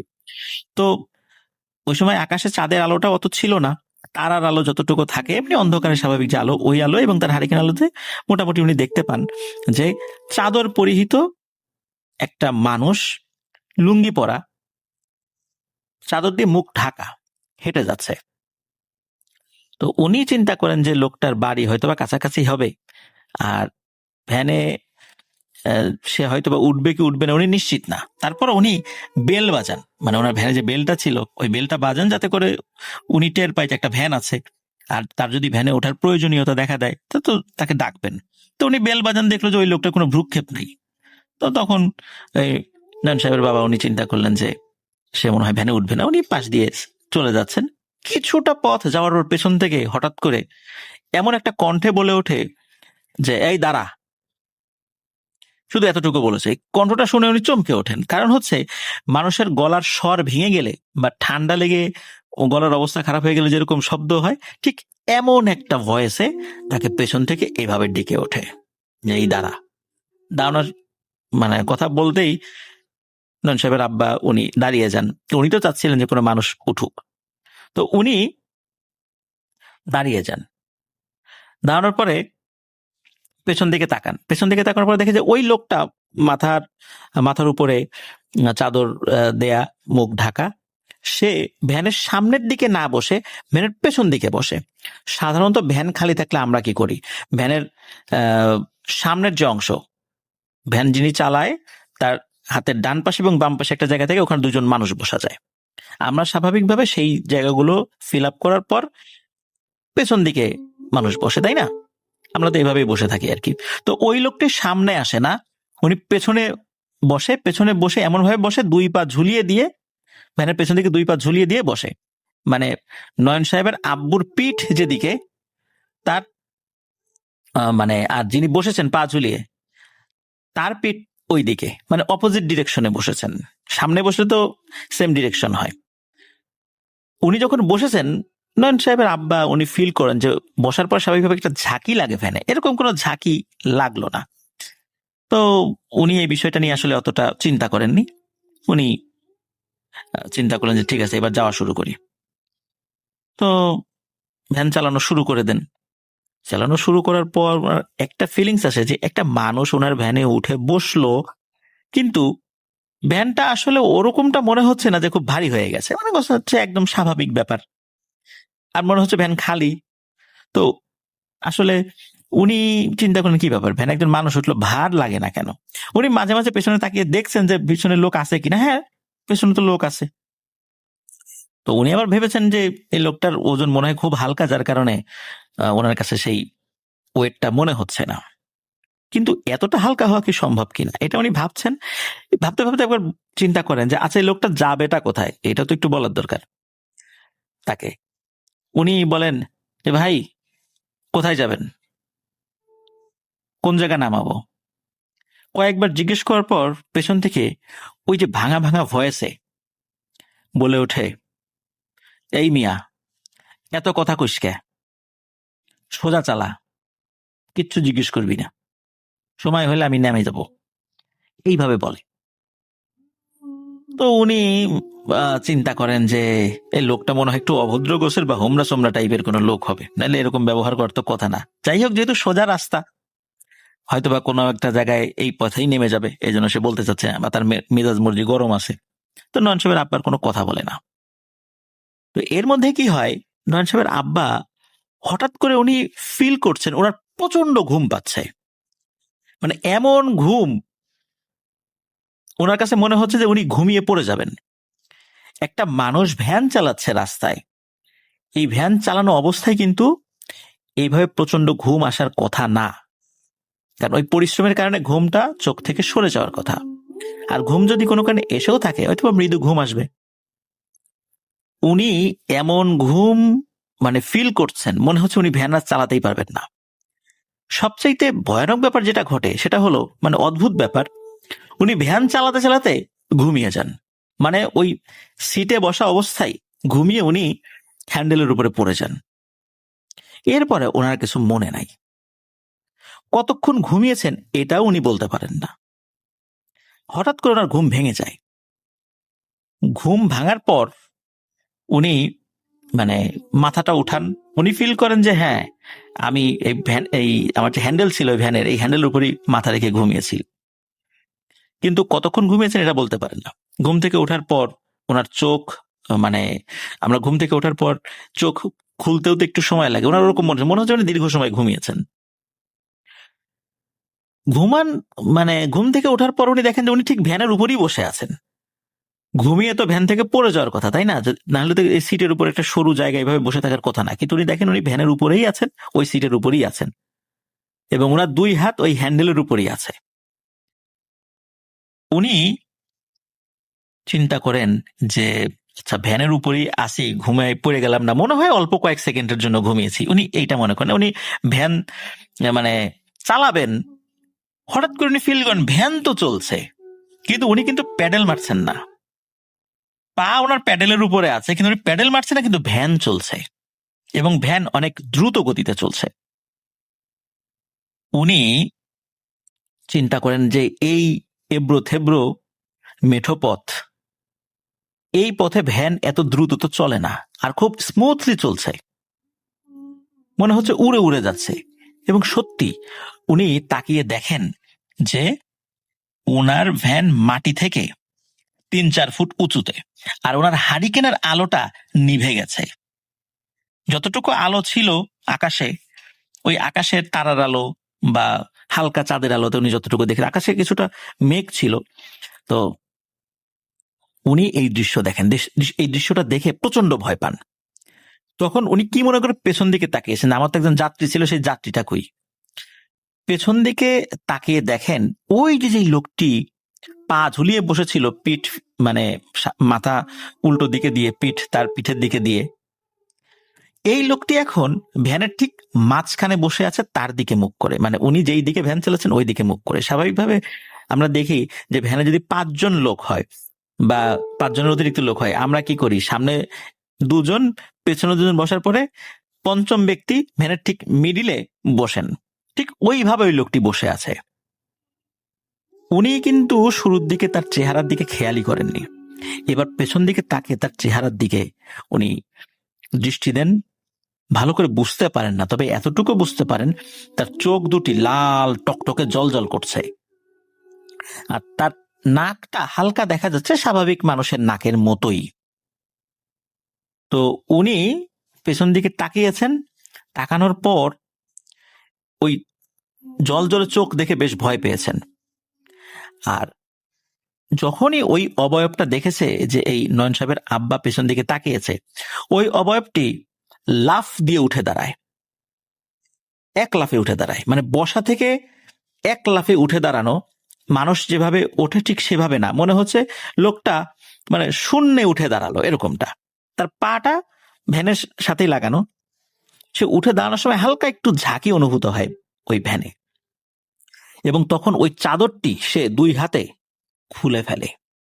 চাদরটি খুলে ফেলার পর নয়ন সাহেবের আব্বা দেখে তার আকার আকৃতি সর্বোচ্চ 5 ফুট 6 কি 7 ইঞ্চি, মানে একটা স্বাভাবিক মানুষের উচ্চতা যেমন হয় ঠিক তেমন। তার শরীরটা স্বাভাবিক মানুষের মতোই, কিন্তু অন্ধকারে মনে হচ্ছে একদম কুচকুচে কালো। শরীর যে লোমশ বিষয়টা এরকম নয়, মানে স্বাভাবিক মানুষ কালো হলে যেরকমটা হয়। কিন্তু ভয়ানক যে ব্যাপার সেটা হচ্ছে ওই মানুষটি দাঁড়ানোর সাথে সাথে তার দুই পাশে দুইটা পাখা সে মেলে দেয়। ঠিক পাখি যেভাবে দুই পাশে পাখা মেলে সেইভাবে বিশাল বড় নাকি সেই দুইটা ডানা, এবং এই দুইটা ডানা মিলে সে ওই ভ্যান থেকে একটা উড়াল দিয়ে ভ্যানের উপর দিয়ে সোজা সামনে চলে যায়, সামনে গিয়ে অদৃশ্য হয়ে যায়। নয়ন সাহেবের আব্বা এই জিনিসটা দেখে, যখনই ওই জিনিসটা উড়াল দিয়ে সামনের দিকে চলে গেছে তখনই ওই ভ্যানটি শূন্য থেকে ধপাস করে মাটির নিচে পড়েছে। তো মাটির নিচে না, উপরে পড়েছে আর কি। তো মাটির উপরে পড়ার সাথে সাথে ধরেন যে 4 ফুট উপর থেকে যদি ভ্যান মাটির উপর ঠাস করে পড়ে তখন অবস্থা কি হয়? ওই ভ্যানটি কাত হয়ে পড়ে যায়, ভ্যানের চাকা বা কোনো জিনিসপত্র ভেঙে যেতে পারে, এটাই স্বাভাবিক। তো ভ্যানটি যখন ঠাস করে নিচে পড়েছে এবং পড়ার পর এক পাশে কাত হয়ে যায়, আর নয়ন সাহেবের আব্বা ওই ভ্যানের নিচে পড়েন। উনি মাথায় প্রচন্ড আঘাত পান, এরপরে ওনার আর কিছু মনে নাই। সকালবেলা যখন লোকজন ওই দিক দিয়ে যাচ্ছিল তারা দেখে যে একটা ভ্যান উল্টে পড়ে আছে, কাছে গিয়ে দেখে ওইটা নয়নের আব্বা। তখন তারা তাকে উদ্ধার করে বাড়িতে নিয়ে যায়, চেষ্টা তদবির করে ওনার সেন্স ফেরানো হয়। তারপরে যেটা দেখা যায় উনি মাথা নাড়াতে পারছিলেন না, কারণ প্রচন্ড ব্যথা লেগেছে। ওই ঠাস করে মাটিতে পড়ে কোনো একটা শক্ত ইটের ঢেলা বা কোনো কিছুর সাথে তার আঘাত লাগে, যার কারণে মাথায় প্রচন্ড ব্যথা পেয়েছিলেন আর কি। তো উনি কথা বলার সময় স্বাভাবিক হতে প্রায় একদিন সময় নেন, মানে উনি স্বাভাবিকভাবে যে কথা বলবেন এরকম একটা একদিন সময় নেন। একদিন সময় নেওয়ার পর ওনাকে যখন জিজ্ঞেস করা হয় কি হয়েছে, তখন উনি এই পুরো বিষয়টি সকলকে খুলে বলেন যে এই এই জিনিস দেখেছেন। তো উনি ওই যে আঘাত পেয়ে পড়ে গিয়েছিলেন, পড়ে যাওয়ার পর উনি তো অসুস্থ হয়েছেন, তারপর ভয় পেয়েছেন। তো বাসায় উনি ছিলেন, আর উনি বাসায় থাকার কারণে বাড়ির অন্য সদস্যরা তাকে সেবা শুশ্রূষা করতে পারছিলেন। উনি আস্তে আস্তে স্বাভাবিক হতে থাকেন, কিন্তু কয়েকদিন পর একটা সমস্যা দেখা দেয়। সেটা হলো যে উনি প্রায়শই রাতের বেলা চিৎকার করে উঠতেন, এই আইসে রে, আইসে আইসে। তখন বাড়ির লোকরা বলতো কি আইসে? তখন বলতো ওই যে জিনিসটা ডানাওয়ালা, যে ভয়ানক জিনিসটা, ওটা বাইরে আইসে। তখন পরিবারের লোকরা বাইরে যেত, দেখে না কিছুই নাই।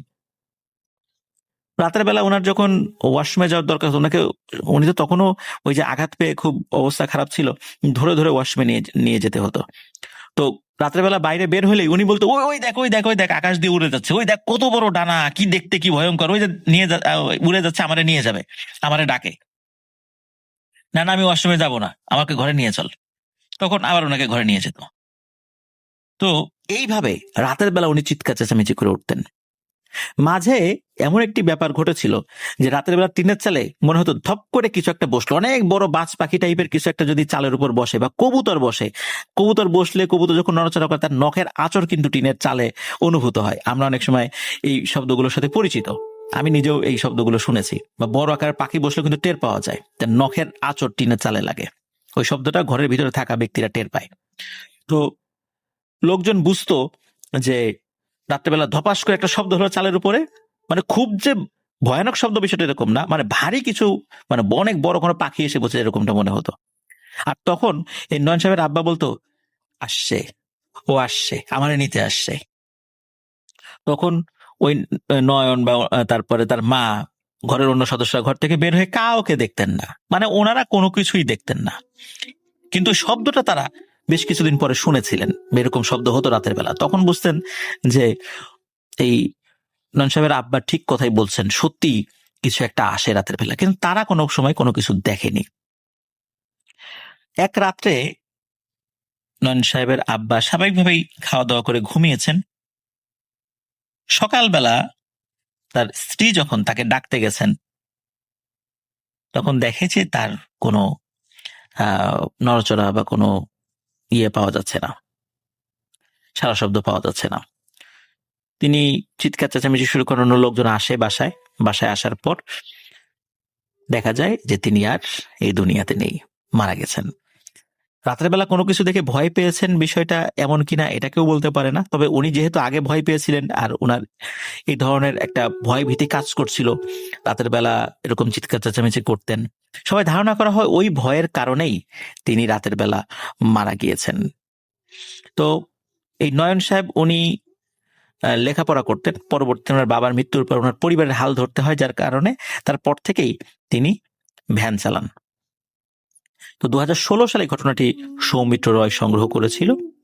আমি জানি না নয়ন সাহেব এখনো ভ্যান চালান কিনা, আর যদি চালিয়ে থাকেন হয়তো ওই এলাকার কেউ এখনো নয়ন সাহেবকে মানে চিনে থাকবেন, বা তিনি যদি এখনো এলাকায় থেকে থাকেন তাহলে আমাদের মেসেজটা তাকে পৌঁছে দেবেন যে আপনার বাবার সঙ্গে ঘটে যাওয়া ঘটনাটি সৌমিত্র রায়ের মাধ্যমে আমরা জানতে পেরেছি। যিনি শুনবেন অবশ্যই নয়ন সাহেবের কাছে আমাদের এই মেসেজটা পৌঁছে দেওয়ার অনুরোধ রইল। প্রিয় লিসেনার্স, আশা করছি এই ঘটনাটি আপনাদের ভালো লেগেছে। আমি আবারও বলছি, গ্রামের ঘটনা আমার কাছে সংগ্রহ করতেও ভালো লাগে, আমার বলতেও ভালো লাগে এবং আমার শুনতেও ভালো লাগে। এই কারণে গ্রামের ঘটনাগুলো আমি বেশি বেশি করে আপনাদের সামনে উপস্থাপন করার চেষ্টা করি। তো এটি ছিল ঘটনা। আবারও পবিত্র ঈদ উল আজহার শুভেচ্ছা, ঈদ মোবারক জানিয়ে আমার এই ঘটনা থেকে আপনাদের কাছ থেকে বিদায় নিচ্ছি। আসসালামু আলাইকুম।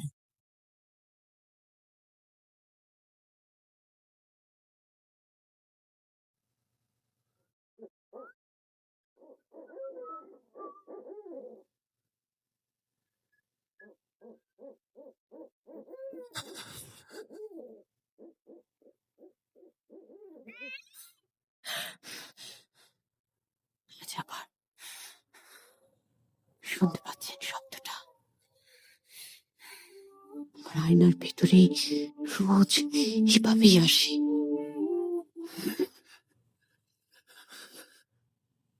Bhoot.com with Russell. Eid Mubarak, Eid Mubarak, Eid মুবারক। আমার কাছে খুব পছন্দের একজন স্টোরি টেলার হচ্ছে রাকিব, এবং রাকিবের ঘটনা আমার কাছে খুবই ভালো লাগে, যথেষ্ট পরিমাণের ভালো লাগে। আর সে কারণেই রাকিবের ঘটনা আমরা শোনাতে চাই আপনাদেরকে। এবং রাকিব এই মুহূর্তে আমাদেরকে যে স্টোরিটি পাঠিয়েছেন সেটিও ঈদ উপলক্ষে একদম টাটকা স্টোরি, একেবারে আমার মনে আছে যে খুব রিসেন্টলি পাঠানো একটি ঘটনা, যখন আমরা ঈদের স্টোরিজ চাচ্ছিলাম, এবং আমরা কিন্তু একটা ঈদের স্টোরি সিলেক্ট করেছি প্রথমেই ইমেলের মাধ্যমে। সুতরাং আমরা কিন্তু সাধারণ মানুষ সবকিছু মিলিয়ে সবার ঘটনাই আমরা শোনাচ্ছি আপনাদেরকে। এবং রবিবারে যে আপনারা শুনবেন যে স্টোরিটা, সেটাও একটা ডিফারেন্ট মানুষেরই ঘটনা। তো আমরা কথা না বাড়িয়ে সরাসরি রাকিবের ঘটনায় যাচ্ছি। আশা করছি এই ঘটনাটি ভালো লাগবে আপনাদের কাছে। চলুন ঘটনা শুনে আসি।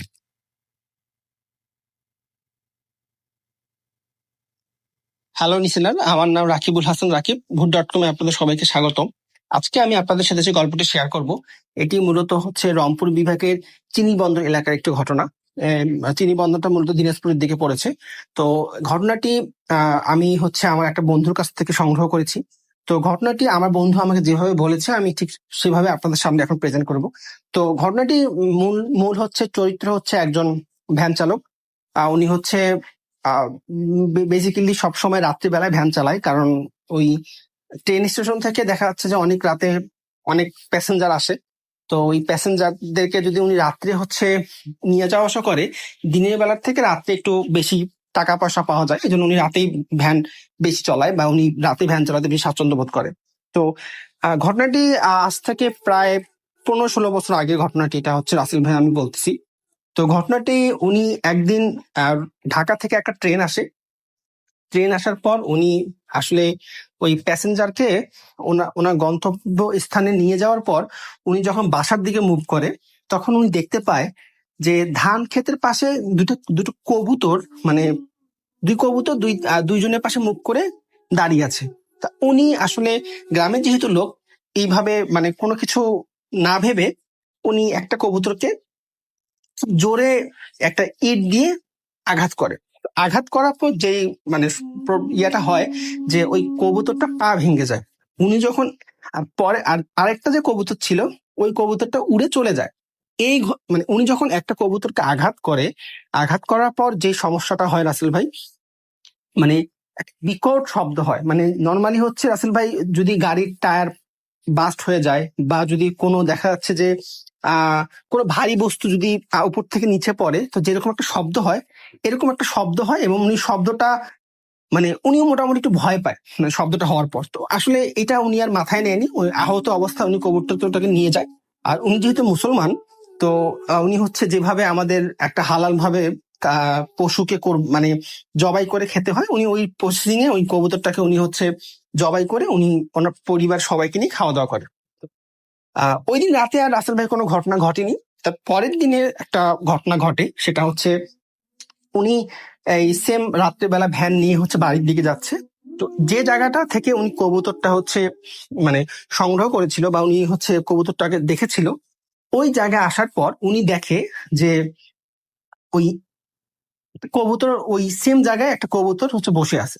তো উনি আবার যেহেতু গতকালকে উনি একটা অলরেডি কবুতরকে উনি আঘাত করেছিল, তো উনি সেম এই কবুতরটাকে উনি নেওয়ার জন্য ভ্যান থেকে নামে। তো নামার সাথে সাথে উনি দেখে যে আসলে কবুতরটা ভ্যানিশ হয়ে যায়।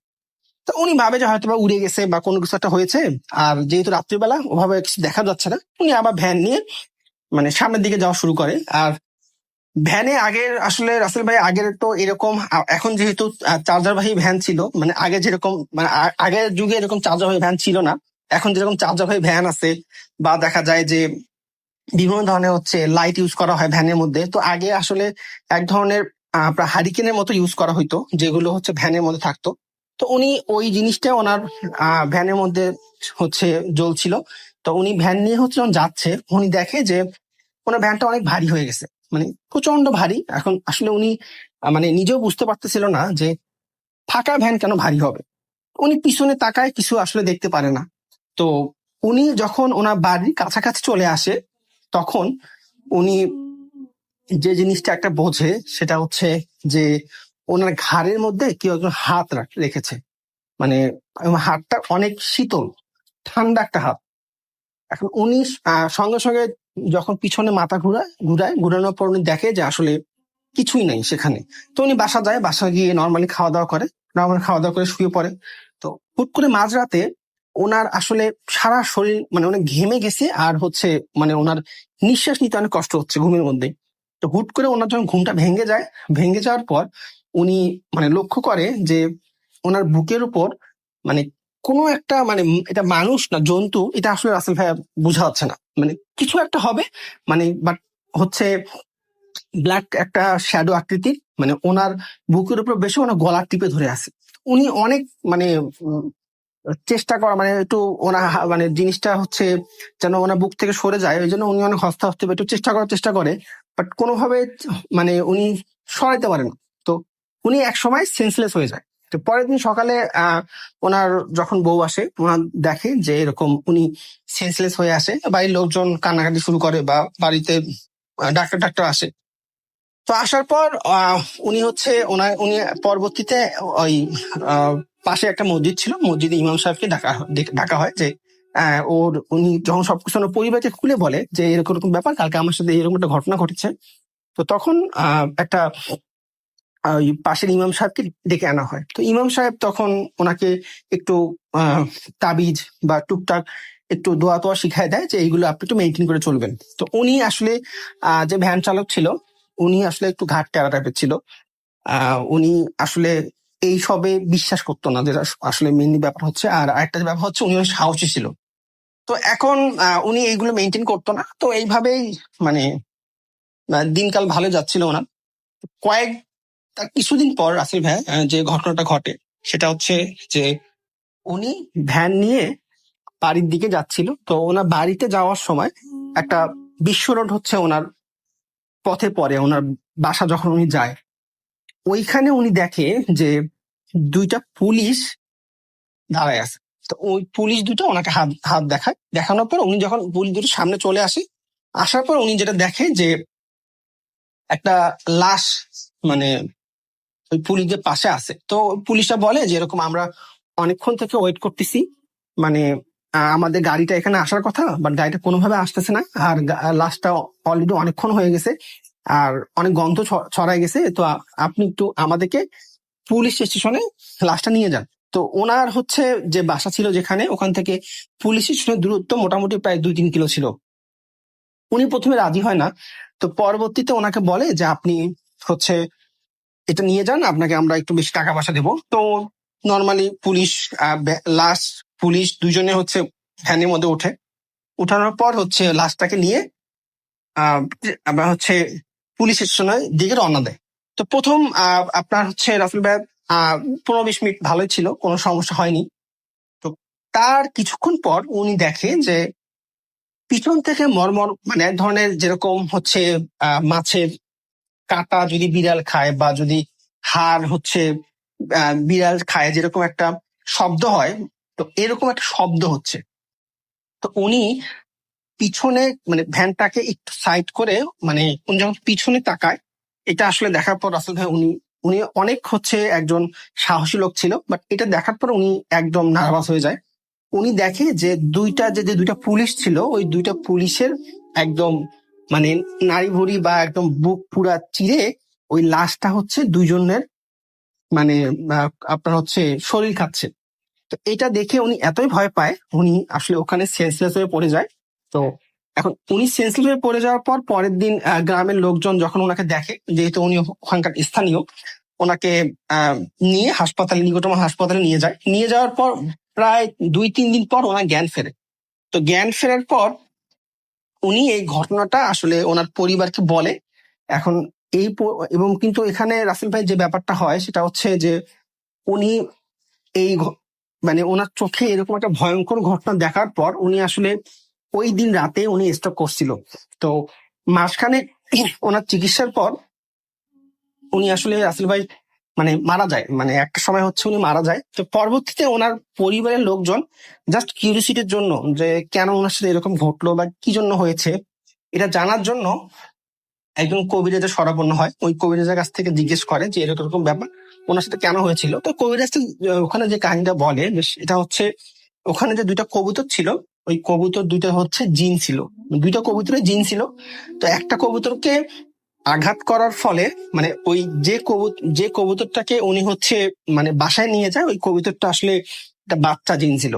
তো বাচ্চা জিন থাকার কারণে ওই কবুতরটার হচ্ছে ওই রকম শক্তিটা একটু কম ছিল অন্যান্য হচ্ছে প্রাপ্তবয়স্ক জিনদের থেকে। তো ওই বাচ্চা জিনটা ওইখানে আঘাত পাওয়ার পর যখন কবুতরটাকে হচ্ছে মানে জবাই করা হয় খাওয়ার জন্য, তো ওই জিনটার হচ্ছে জীবনটা ওই কবুতরের সাথেই ছিল। তো ওই কবুতরটা যখন মারা যায় তখন ওই জিনটাও মারা যায়। তো তখন ওই মানে ওই কবুতরের সাথে আরেকটা যে কবুতর ছিল, ওইটা ছিল হচ্ছে আরেকটা জিন, ওটা প্রাপ্তবয়স্ক একটা জিন ছিল। তো ওই জিনটা আসলে মূলত হচ্ছে এই ভ্যান চালককে হচ্ছে বিভিন্নভাবে ভয় দেখাইছে। তো উনি ভয় দেখানোর পর যখন উনি কোনোভাবে ভয় পাইতো না, মানে জিনটার আসলে মেইন হচ্ছে এমবিশন ছিল যে কোনো না কোনো ভাবে ক্ষতি করা। তো এখন ওই জিনটা পরবর্তীতে ওনাকে এমন ভাবে মানে দেখাইছে যে পরবর্তীতে আসলে উনি মানে স্ট্রোক করে মারা যায়। তো এটাই ছিল আমার ঘটনা রাসেল ভাই, সবাই ভালো থাকবেন, ধন্যবাদ। Welcome back. আপনাদের সবাইকে পবিত্র ঈদ উল আজহার শুভেচ্ছা। আমার পক্ষ থেকে আমি রাসেল আছি আপনাদের সাথে, এতক্ষণ ছিলাম, আপনাদেরকে ঈদ এপিসোড উপহার দিলাম। জানি না কেমন লেগেছে, তবে যদি এতটুকু ভালো লাগে তাহলে আমি নিজেকে ধন্য মনে করব এবং মনে করব যে আপনাদের এত ব্যস্ততার মাঝে, ঈদের এই ব্যস্ততার মাঝে আপনারা যেটুকু সময় আমাদেরকে দিলেন সেইটুকু সময় আমাদের সাথে আপনাদের আনন্দে কেটেছে, ভালো কেটেছে, আপনারা উপভোগ করেছেন। এটাই আমাদের সবচাইতে বড় পাওয়া। আপনারা আমাদেরকে কমেন্ট করুন। আমাদের ফেসবুক পেজ হচ্ছে www.facebook.com/russell.স্বাধীন। আমাদের যে স্বাধীনের যে কমেন্ট সেকশন আছে সেই কমেন্ট সেকশনেও কিন্তু আপনারা আমাদেরকে লিখতে পারেন, আমাদের সাথে কথা বলতে পারেন। আর যে কোনো প্রয়োজনে যে কোনো সময় আমাদের সাথে যোগাযোগ রাখুন। আমাদের সাথে সব সময় জানিয়ে দিন আপনাদের কোনটা ভালো লাগছে, কোনটা ভালো লাগছে না, কি অবস্থা, সবকিছু জানতে চাই আপনাদের কাছ থেকে। কথা না বাড়িয়ে আমরা সরাসরি চলে যাব আজকের মতো, কিন্তু বিদায় নিচ্ছি এই কারণেই যে রাত হয়ে যাচ্ছে এবং আপনাদের অনেক মূল্যবান সময় আমরা নিয়ে ফেলেছি। ঈদের মধ্যেও আত্মীয় পরিজন নিয়ে ঈদ কাটাতে গেছেন, এখন সবচেয়ে বেশি সময় কাটানো দরকার আত্মীয় পরিজনের সাথেই। আর সবকিছু বাদ, আপনাদের ঈদ ভালো কাটুক, ঈদের মতো আনন্দময় হোক প্রতিটি দিন, এই কামনায় আজকের মতো শেষ করছি। আল্লাহ হাফেজ।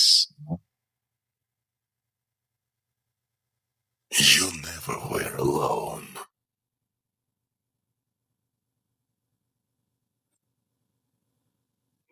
to ask. You are not alone.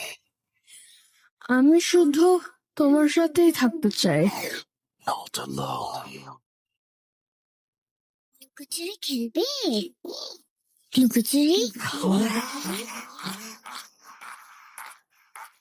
You will never be alone.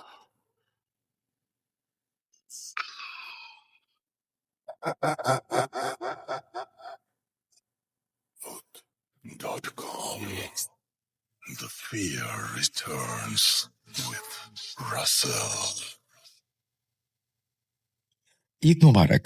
Eid যখন আছে তখন বোনাসের কথাটা সবসময় চলে আসে।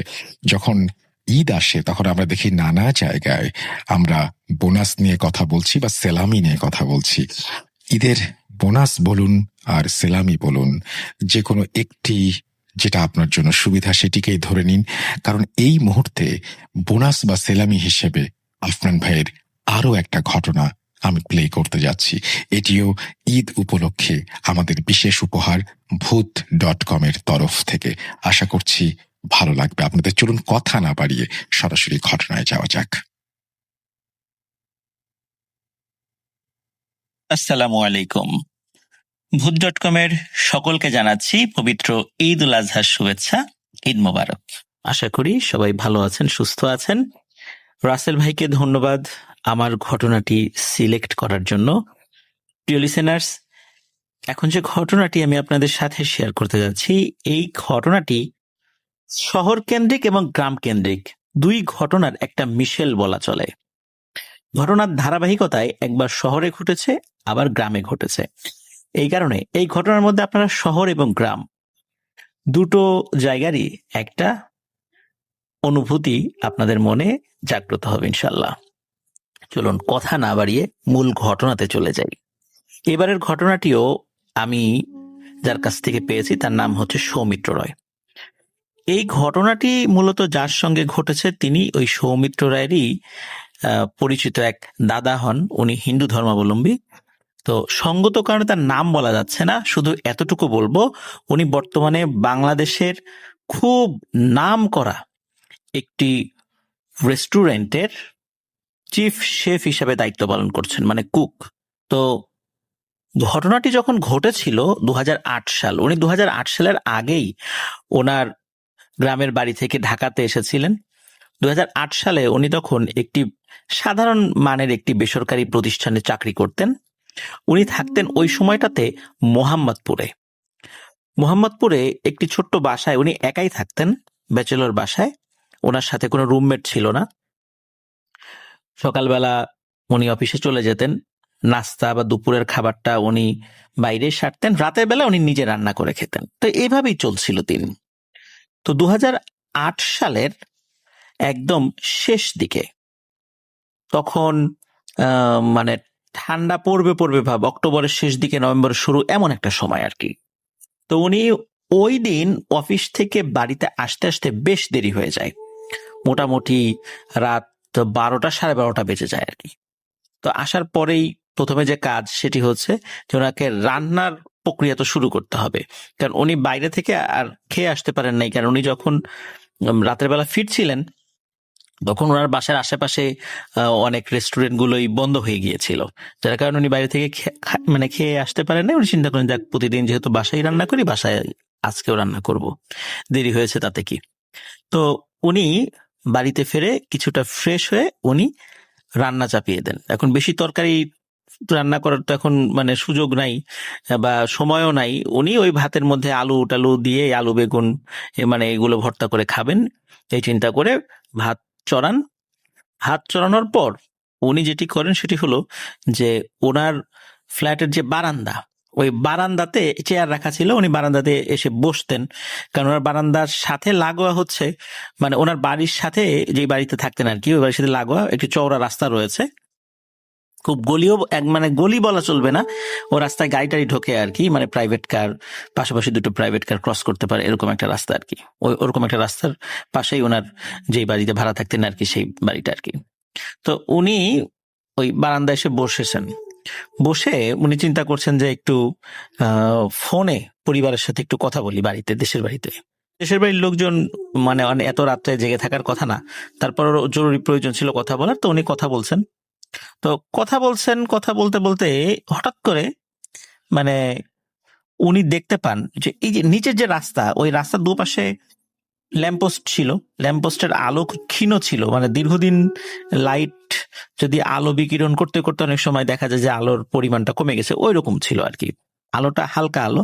তো উনি ওই হালকা আলোতে দেখছিলেন বেশ লম্বা একজন মহিলা, লম্বা বলতে খুব অস্বাভাবিক রকমের লম্বা, বিষয়টা এরকম নয়, ম্যাক্সিমাম 6 ফুট হবে, এরকম একজন মহিলা, লাল শাড়ি পরা, বধূ বেশে লাল শাড়ি, বিষয়টা এরকম নয়, এমনি সাধারণ একটি লাল শাড়ি পরা বলে মনে হচ্ছে আলোতে, আর মাথায় ঘোমটা দেয়া।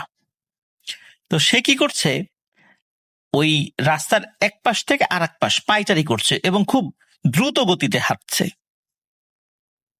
প্রথম দিকে উনি মোবাইলে কথা বলতে বলতে অতটা ভালো বুঝতে পারেননি, মনে করছে এটা স্বাভাবিক, কেউ হয়তো বা প্রয়োজনে দ্রুত হাঁটছে। আবার চিন্তা করেছিলেন যে অনেক সময় যারা ডায়াবেটিসে আক্রান্ত হয় আর কি, তো তারা বিশেষ করে মহিলারা বাড়িতে যখন রাস্তাঘাটের লোকজন বেশি থাকে, ওনারা হাঁটাহাঁটি করতে বেশ আনইজি ফিল করেন, রাতের বেলা অনেক সময় তারা হাঁটাহাঁটি করেন এবং বেশ দ্রুত গতিতে হাঁটতে হয়। উনি মনে করেছেন এরকম কেউ হয়তোবা। তো উনি কথা বলছেন, মাঝে মাঝে চোখ চলে যাচ্ছে এরকম দ্রুত গতিতে হাঁটা, মানে যিনি হাঁটছেন তার দিকে। তো একটা পর্যায়ে ওনার মোবাইলের কথা বলা শেষ হয়ে যায়, কথা বলা শেষ করে উনি ফোনটা পাশে রাখেন, তখন উনি বসেছিলেন, এরকম হয়ে গেছে প্রায় 15 মিনিট হয়ে গেছে। তো 15 মিনিট ধরে যে ওই যে মহিলা হাঁটাহাঁটি করছে, এই বিষয়টা উনি মাঝে মাঝে তাকিয়েছেন, আর ওনার কনসেন্ট্রেশনটা ছিল তো যে ফোনে কথা বলছেন পরিবারের সাথে। তো উনি ফোন রেখে দেওয়ার পর উনি চিন্তা করছেন যে আচ্ছা, এই মহিলা এবার একটু দেখিতে এইরকম করে হাঁটাহাঁটি করছে কেন, এটা তো খুব স্বাভাবিকভাবে হাঁটা না, কারণ যারা ব্যায়ামের জন্য হাঁটেন তাদের হাঁটার একটা ধরন আছে, কিন্তু এনাকে দেখে স্বাভাবিক বলে মনে হচ্ছে না। উনি ভালো করে তার দিকে তাকান, উনি দেখতে পান যে মানুষ হেঁটে গেলে হাঁটার সময় শরীরের এক ধরনের মুভমেন্ট হয়, যেটা স্বাভাবিক, পুরুষ হোক মহিলা হোক। কিন্তু এই মহিলা যে এত দ্রুত হাঁটছে, মনে হচ্ছে সে হাঁটছে না, সে ভেসে ভেসে যাচ্ছে, একবার এপাশ একবার ওপাশ, রাস্তার এই মাথা ওই মাথা, রাস্তায় ওই সময় কোনো লোকজন নাই। তখন বেশ রাত, উনি রাত 12:30 বাসায় আসছেন, আবার রান্না চড়িয়েছেন ফ্রেশ হয়ে, তো মোটামুটি রাত তখন বেশ অনেকই বাজে, রাস্তাঘাটের লোকজন নাই কেউই, মাঝে মাঝে দু একটা কুকুরের ঘেউ ঘেউ শব্দ শোনা যাচ্ছে নিচ থেকে, এছাড়া আর কোনো সারা শব্দ নাই। তো উনি চিন্তা করলেন, ধুর, এই মহিলা হাঁটছে হাঁটুক, এগুলা দেখে আমার লাভ কি। তো উনি একটা সিদ্ধান্ত উপনীত হন যে এই মহিলাটা স্বাভাবিক কোনো মহিলা নেই, এটা কোনো একটা পাগলি হবে, তাছাড়া এরকম অস্বাভাবিক রকমের হাঁটাহাঁটি কেউ করে না। তো উনি বিষয়টা ওই পর্যন্তই ভেবেছেন, কোনো প্যারানর্মাল কোনো কিছু ওরকম মনে করেন নাই। তারপর ওনার তো মনে পড়ে যে উনি তো ভাত বসিয়ে রেখেছেন, তো উনি আবার বারান্দা থেকে ঘরে চলে আসেন। উনি ঘরে এসে স্বাভাবিকভাবে ভাতের খাওয়ার যে প্রসেসটা, মানে আবার আলু ভর্তা এগুলো সবকিছু করে খাওয়া দাওয়া করে বিছানা পেতে উনি শুয়ে পড়েছেন। তো উনি যখন শুয়ে পড়েছেন তখন ওনার ভাষ্য মতে রাত আনুমানিক প্রায় 2:30টার মতো বাজে, মানে এরকম সময় আর কি হয়েছে আর কি, শুয়ে পড়তে পড়তে এরকম, আর অন্যান্য হাতের কাজ শেষ করতে করতে, তারপরে কিচেনটা গুছিয়ে রাখতে রাখতে এরকম সময় হয়েছে। তো উনি যখন শুয়ে পড়েছেন তখন কিন্তু শীতকালের শুরুটা, তখন উনি ফ্যান চালাতেন না, মানে ওই সময় ফ্যান চালানোর প্রয়োজন ছিল না, ফ্যান ছাড়াই ঠান্ডা লাগছিল। আর উনি যেই পাশটাতে শুতেন ওই পাশে একটা উইন্ডো আছে, ওই উইন্ডোর আলো, মানে আশেপাশের যে সমস্ত ল্যাম্প পোস্ট বা অন্যান্য বাড়ির বারান্দায় যে আলোগুলো জ্বলে, ওই জানালা দিয়ে হালকা আলো ওনার রুমে আসার জন্য ডিম লাইট জ্বালানোর প্রয়োজন ছিল না ওনার। তো উনি শরীরের উপরে একটা পাতলা কম্বল দিয়ে শুয়েছেন, মানে চিত হয়ে শুয়েছেন। তো চিত হয়ে যখন শুয়েছেন, শোয়ার সাথে সাথে, মানে তখন কিন্তু ঘুমান নাই একদম, মানে উনি সেন্সে রয়েছেন আর কি, কেবল শুয়েছেন আর কি। হঠাৎ করে ওনার চোখ যায় ফ্যানের দিকে, যে ফ্যানটা ওনার খাটের ঠিক উপরেই ছিল, ফ্যানের ব্লেড ছিল 3টা, স্বাভাবিকভাবে যে ফ্যানগুলোর যে ব্লেড আর কি, আমরা তো দেখি 3টা ব্লেড আর কি। তো উনি দেখতে পান একটা ব্লেডের উপর একটু আগে যেই মহিলাকে উনি দেখেছেন হাঁটাহাঁটি করতে, ঠিক ওই রকমই, ওই শাড়িটাই পরা, মাথায় ঘোমটা দেয়া, ওই ব্লেডের উপরে পা ঝুলিয়ে বসে আছে। প্রিয় লিসেনার্স, একটা ফ্যানের পাতলা ব্লেডের উপরে একটি বড় আকৃতির বিড়ালও কিন্তু বসতে পারে না, কারণ ব্লেডটা বেঁকে যায়, ওই বিড়ালও নিচে পড়ে যাবে। সেখানে কোনো একটা মানুষ ব্লেডের উপরে বসে থাকবে, এটা কিন্তু সম্পূর্ণ অস্বাভাবিক একটি জিনিস। তো উনি যখনই, যেহেতু উনি চিত হয়ে শুয়েছিলেন এবং যখনই উপর দিকে তাকিয়েছেন, তাকানোর সাথে সাথে মানে ওই ব্লেডের উপর যে বসে আছে তার চোখের সাথে আই কন্টাক্ট হয় এবং উনি দেখতে পান যে চোখ দুটো ওই ঘুমটার আড়ালেই জল করে জ্বলছে, কিন্তু চেহারা বোঝা যাচ্ছে না। এবং যখনই আই কন্টাক্ট হয়েছে 1 কি 2 সেকেন্ড, এর পরপরই সাঁ করে ওই উপর থেকে, ওই ব্লেডের উপর থেকে ওই মহিলাটা একদম উড়ে এসে ওনার বুকের উপর ধরাম করে বসে। তো যখন বসে তখন উনি অতটা ভারী, মানে উপর থেকে যে এসে পড়েছে ওই রকম ভার ওনার অনুভূত হয়নি। মনে হয়েছে দমকা একটি বাতাস এসে ওনার বুকের উপর এসে বসেছে এবং বসে যে কাজটি করেছে ওনার গলা চেপে ধরেছে। এখন আচমকা এই জিনিসটা হওয়ার সাথে সাথে উনি প্রচন্ড ভয় পেয়েছেন। উনি বেশ সাহসী মানুষ ছিলেন এবং এতটা সাহসী মানুষ ছিলেন যে গ্রামে অনেক সময় বিভিন্ন বন্ধু বান্ধবদের সাথে বাজি ধরে বিভিন্ন সাহসী কর্মকাণ্ড করতেন, আর রাত বিরেতে হাঁটা চলা ওনার জন্য কোনো ব্যাপারই ছিল না। তো উনি যতই সাহসী হন না কেন, হঠাৎ করে ব্লেডের উপর এরকম একজন মানুষকে বসে থাকতে দেখা, তারপর আবার এরকম উড়ে এসে তার বুকের উপর বসে পড়ে এবং তার গলা চেপে ধরা, এই বিষয়টা তাকে হঠাৎ করেই ভয় পাইয়ে দেয়। যখন এই কাজটি হচ্ছে তখন উনি হাত দুটি সারানোর জন্য চেষ্টা করছেন।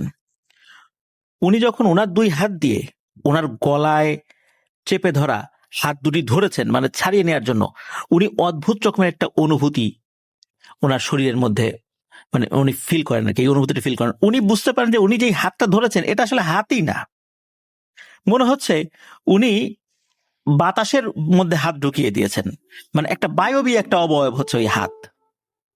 অথচ এই শক্ত হাতটি ওনার গলা চেপে ধরেছে, কিন্তু ওই যখন উনি ওই হাতটি চেপে ধরতে গিয়েছেন, ওই হাতটি একটা বায়বীয় হাত। এরপরে উনি ওনার 2 হাত দিয়ে ওই যে ওনার বুকের উপর বসে থাকা যে অবয়বটি শাড়ি পরা, তাকে জাপটে ধরে ওনার বুকের উপর থেকে সরানোর চেষ্টা করতে গিয়েছেন। যখন 2 হাত দিয়ে তাকে জাপটে ধরতে গিয়েছেন, তখন দেখে আরে এটা তো কোনো অবয়বই না, এটা একটা বায়বীয় জিনিস। ওনার হাত ওই অবয়বটির শরীরের ভিতর দিয়ে চলে যাচ্ছে। এখন উনি কি করবেন? ওদিকে ওনার নিঃশ্বাস কিন্তু অলরেডি বন্ধ হয়ে গেছে, আর অল্প কিছুক্ষণ থাকলে ওনার মৃত্যু অনিবার্য। অবস্থায় উনি একটু সাহস সঞ্চয় করে উনি ওনার নিজের শরীরটাকেই বাঁকিয়ে ফেলেন এবং বাঁকিয়ে একটা শরীর, ওনার শরীরটাকে একটু ঝাড়া দেওয়ার চেষ্টা করেন। যখন ঝাড়া দেওয়ার চেষ্টা করেছেন তখন ওনার শরীরের উপর থেকে ওই জিনিসটা খাটের এক পাশে পড়ে গেছে। পাশে বলতে ওনার তো সিঙ্গেল চৌকি ছিল, খাটের নিচে পড়ে যায়। নিচে পড়ে যাওয়ার পর উনি দেখতে পান ওই জিনিসটা হামাগুড়ি দিয়ে খাটের নিচে ঢুকে গেল এবং খাটের নিচে ঢুকে ওনার পা যেদিকে ছিল ওই দিক দিয়ে বের হয়ে আবার হামাগুড়ি দিয়ে ওনার বুকের উপর এসে ধরাম করে বসেছে, বসে আবার ওনার গলা চেপে ধরেছে। উনি এবারও ধস্তাধস্তি করার চেষ্টা করেন, কিন্তু এবারও দেখেন যে তার অবয়বটা বায়বীয় অবয়ব, ওনার সাথে কোনোভাবে পেরে উঠছে না। উনি যেই প্রক্রিয়াতে শুরুতে ওই অবয়বটিকে শরীরের উপর থেকে ফেলে দিতে পেরেছিলেন, তিনি একই প্রক্রিয়ায় তাকে ফেলে দেন। ওই অবয়বটি আবারও চোখের নিচে ঢুকে যায়, এবার তার মাথার সাইড দিয়ে বের হয়, চোখের ওই সাইডটা দিয়ে বের হয়ে আবার তার বুকের উপর এসে বসে। এবার আর শুধু গলা চেপে ধরেছে বিষয়টা এরকম না, তার শরীরটাকে খামচা দিতে থাকে। উনি ফিল করেন ওই অবয়বটার হাতের নখগুলো বেশ ধারালো এবং ধারালো ওই নখ দিয়ে তার শরীরটাকে সে ক্ষত বিক্ষত করছে। তো উনি ওনার জায়গা থেকে সর্বোচ্চ চেষ্টা করছেন। আর উনি যেই তন্ত্রমন্ত্র জানতেন, ওনার ধর্মের যেই তন্ত্রমন্ত্রগুলো, সেগুলো উনি পাঠ করছেন। কিন্তু ওই যে অবয়বটি, এই অবয়বটির এখান থেকে সরে যাওয়ার কোনো নাম নিশানা নেই। এর মধ্যে উনি একবার সেন্সলেস হয়ে যান। কতক্ষণ সেন্সলেস ছিলেন উনি বলতে পারেন না। ওনার আবার যখন ঘুম ভাঙে তখন দেখে ওই অবয়বটি তার পাশে দাঁড়িয়ে আছে। যখনই সেন্স ফিরেছে আবার ওই অবয়বটি তার উপর চড়াও হয়। এইভাবে তার সাথে ধস্তাধস্তি চলতে থাকে। একটা পর্যায়ে কি হয় যে ওনার ওই বাড়ির পাশে, যে বাড়িতে ভাড়া থাকতেন, ওই বাড়ির পাশে একটা মসজিদ ছিল। ঠিক ওই মসজিদ থেকে আজানের শব্দ আসে না, অনেক দূর থেকে একটা আজানের শব্দ ভেসে আসে। মানে সেটা অনেক দূরের একটা মসজিদ আর কি। মানে তখন ফজরের আজানের সময় হয়ে গেছে। যখন ওই ধস্তাধস্তির একটা পর্যায়ে ওই ফজরের আজানের সময় হয়ে গেছে এবং দূর থেকে আজানের ধ্বনিটা ভেসে আসে, তখন ওই অবয়বটি ওই ভাইকে ছেড়ে দিয়ে সে ওই যে বারান্দার দিকে চলে যেতে চায়। আর যখন বারান্দার দিকে চলে যেতে মানে উদ্যত হয় এবং কিছুটা পথ এগিয়েও যায়, তখন ওই ভাইয়ের হয় হলো প্রচন্ড রাগ। ভয় তো ছিল এবং রাগও হয় প্রচন্ড, যে তার শরীরটাকে ক্ষত বিক্ষত করলো, আচমকা এভাবে এসে আক্রমণ করে তার ভয় পাইয়ে তো দিয়েছেই এবং তার শরীরে অনেক ক্ষতি সাধন করেছে। সে চিন্তা করে, দাঁড়া, তুই যাবি কোথায়? তো উনি, শরীরটা যদি ওনার খুব দুর্বল হয়ে পড়েছে, তারপরও উনি কষ্টে মষ্টে নিজের শরীরটাকে দাঁড় করান। দাঁড় করিয়ে উনি ওই অবয়বটার দিকে এগিয়ে গিয়ে ওই অবয়বটার এই যে এত ধস্তাধস্তি হচ্ছে, তার মাথার ঘোমটা কিন্তু খোলে নাই, তার পুরো চেহারা কিন্তু সে কখনো দেখতে পায়নি, জাস্ট খালি জলজলা চোখটাই দেখেছিল। তো উনি কি করে, ওই ঘোমটার পেছন থেকে খপ করে মাথার চুল চেপে ধরে। যখন চুল চেপে ধরেছে তখন এই যে এতক্ষণ কিন্তু এই ধস্তাধস্তি হচ্ছে, ওই মহিলা কোনো কথা বলেনি, শুধু গোঙানির আওয়াজ তার গলা দিয়ে বের হয়ে এসেছে। কিন্তু যখনই মাথার চুল খপ করে চেপে ধরেছে তখন নাকি নাকি সুরে মহিলা কণ্ঠে সে বলে ওঠে, এই আমারে ছাড়, তুই কিন্তু কাজটা ভালো করলি না, আমি কিন্তু তোকে এমনি এমনি ছেড়ে দেব না, তুই আমার চুল ধরলি কেন, ছাড় আমারে ছাড়। তখন ওই ভাই বলেছে, না আমি ছাড়বো না। ও, ফজরের আজান দিছে আর তোমার যাওয়ার সময় হয়েছে না? আজান তো আরো মসজিদে দেবে, একটু পরে সকাল হবে, তোকে আমি যাইতে দিব না। তারপরে ওই মহিলাটি কি করে, ঘুরে, যখন ঘুরে মানে তার দিকে ঘুরে তাকায়, তখন তার চেহারাটা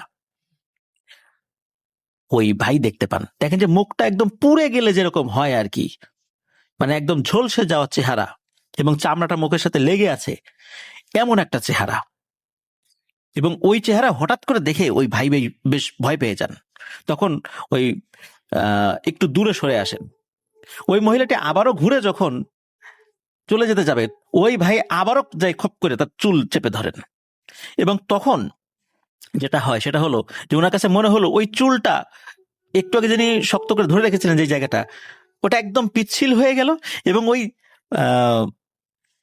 ওই সময় দ্বিতীয় টাইমে যখন ওই মহিলাটি বেরোতে গেছে, তখন ওই যে ওনার বিছানার পাশে জানালা, ওই দিক দিয়ে যেতে গিয়েছিল আর কি। তো জানালা শিক গলে সে বেরিয়ে চলে গেল। মনে হলো একটা খুবই তুলতুলে একটা অবয়ব যে জানালার শিকের ভেতর দিয়ে বেরিয়ে চলে গেল এবং অদৃশ্য হয়ে গেল। আর ওনার শরীরে তো অনেক ক্ষত সৃষ্টি হয়েছিল।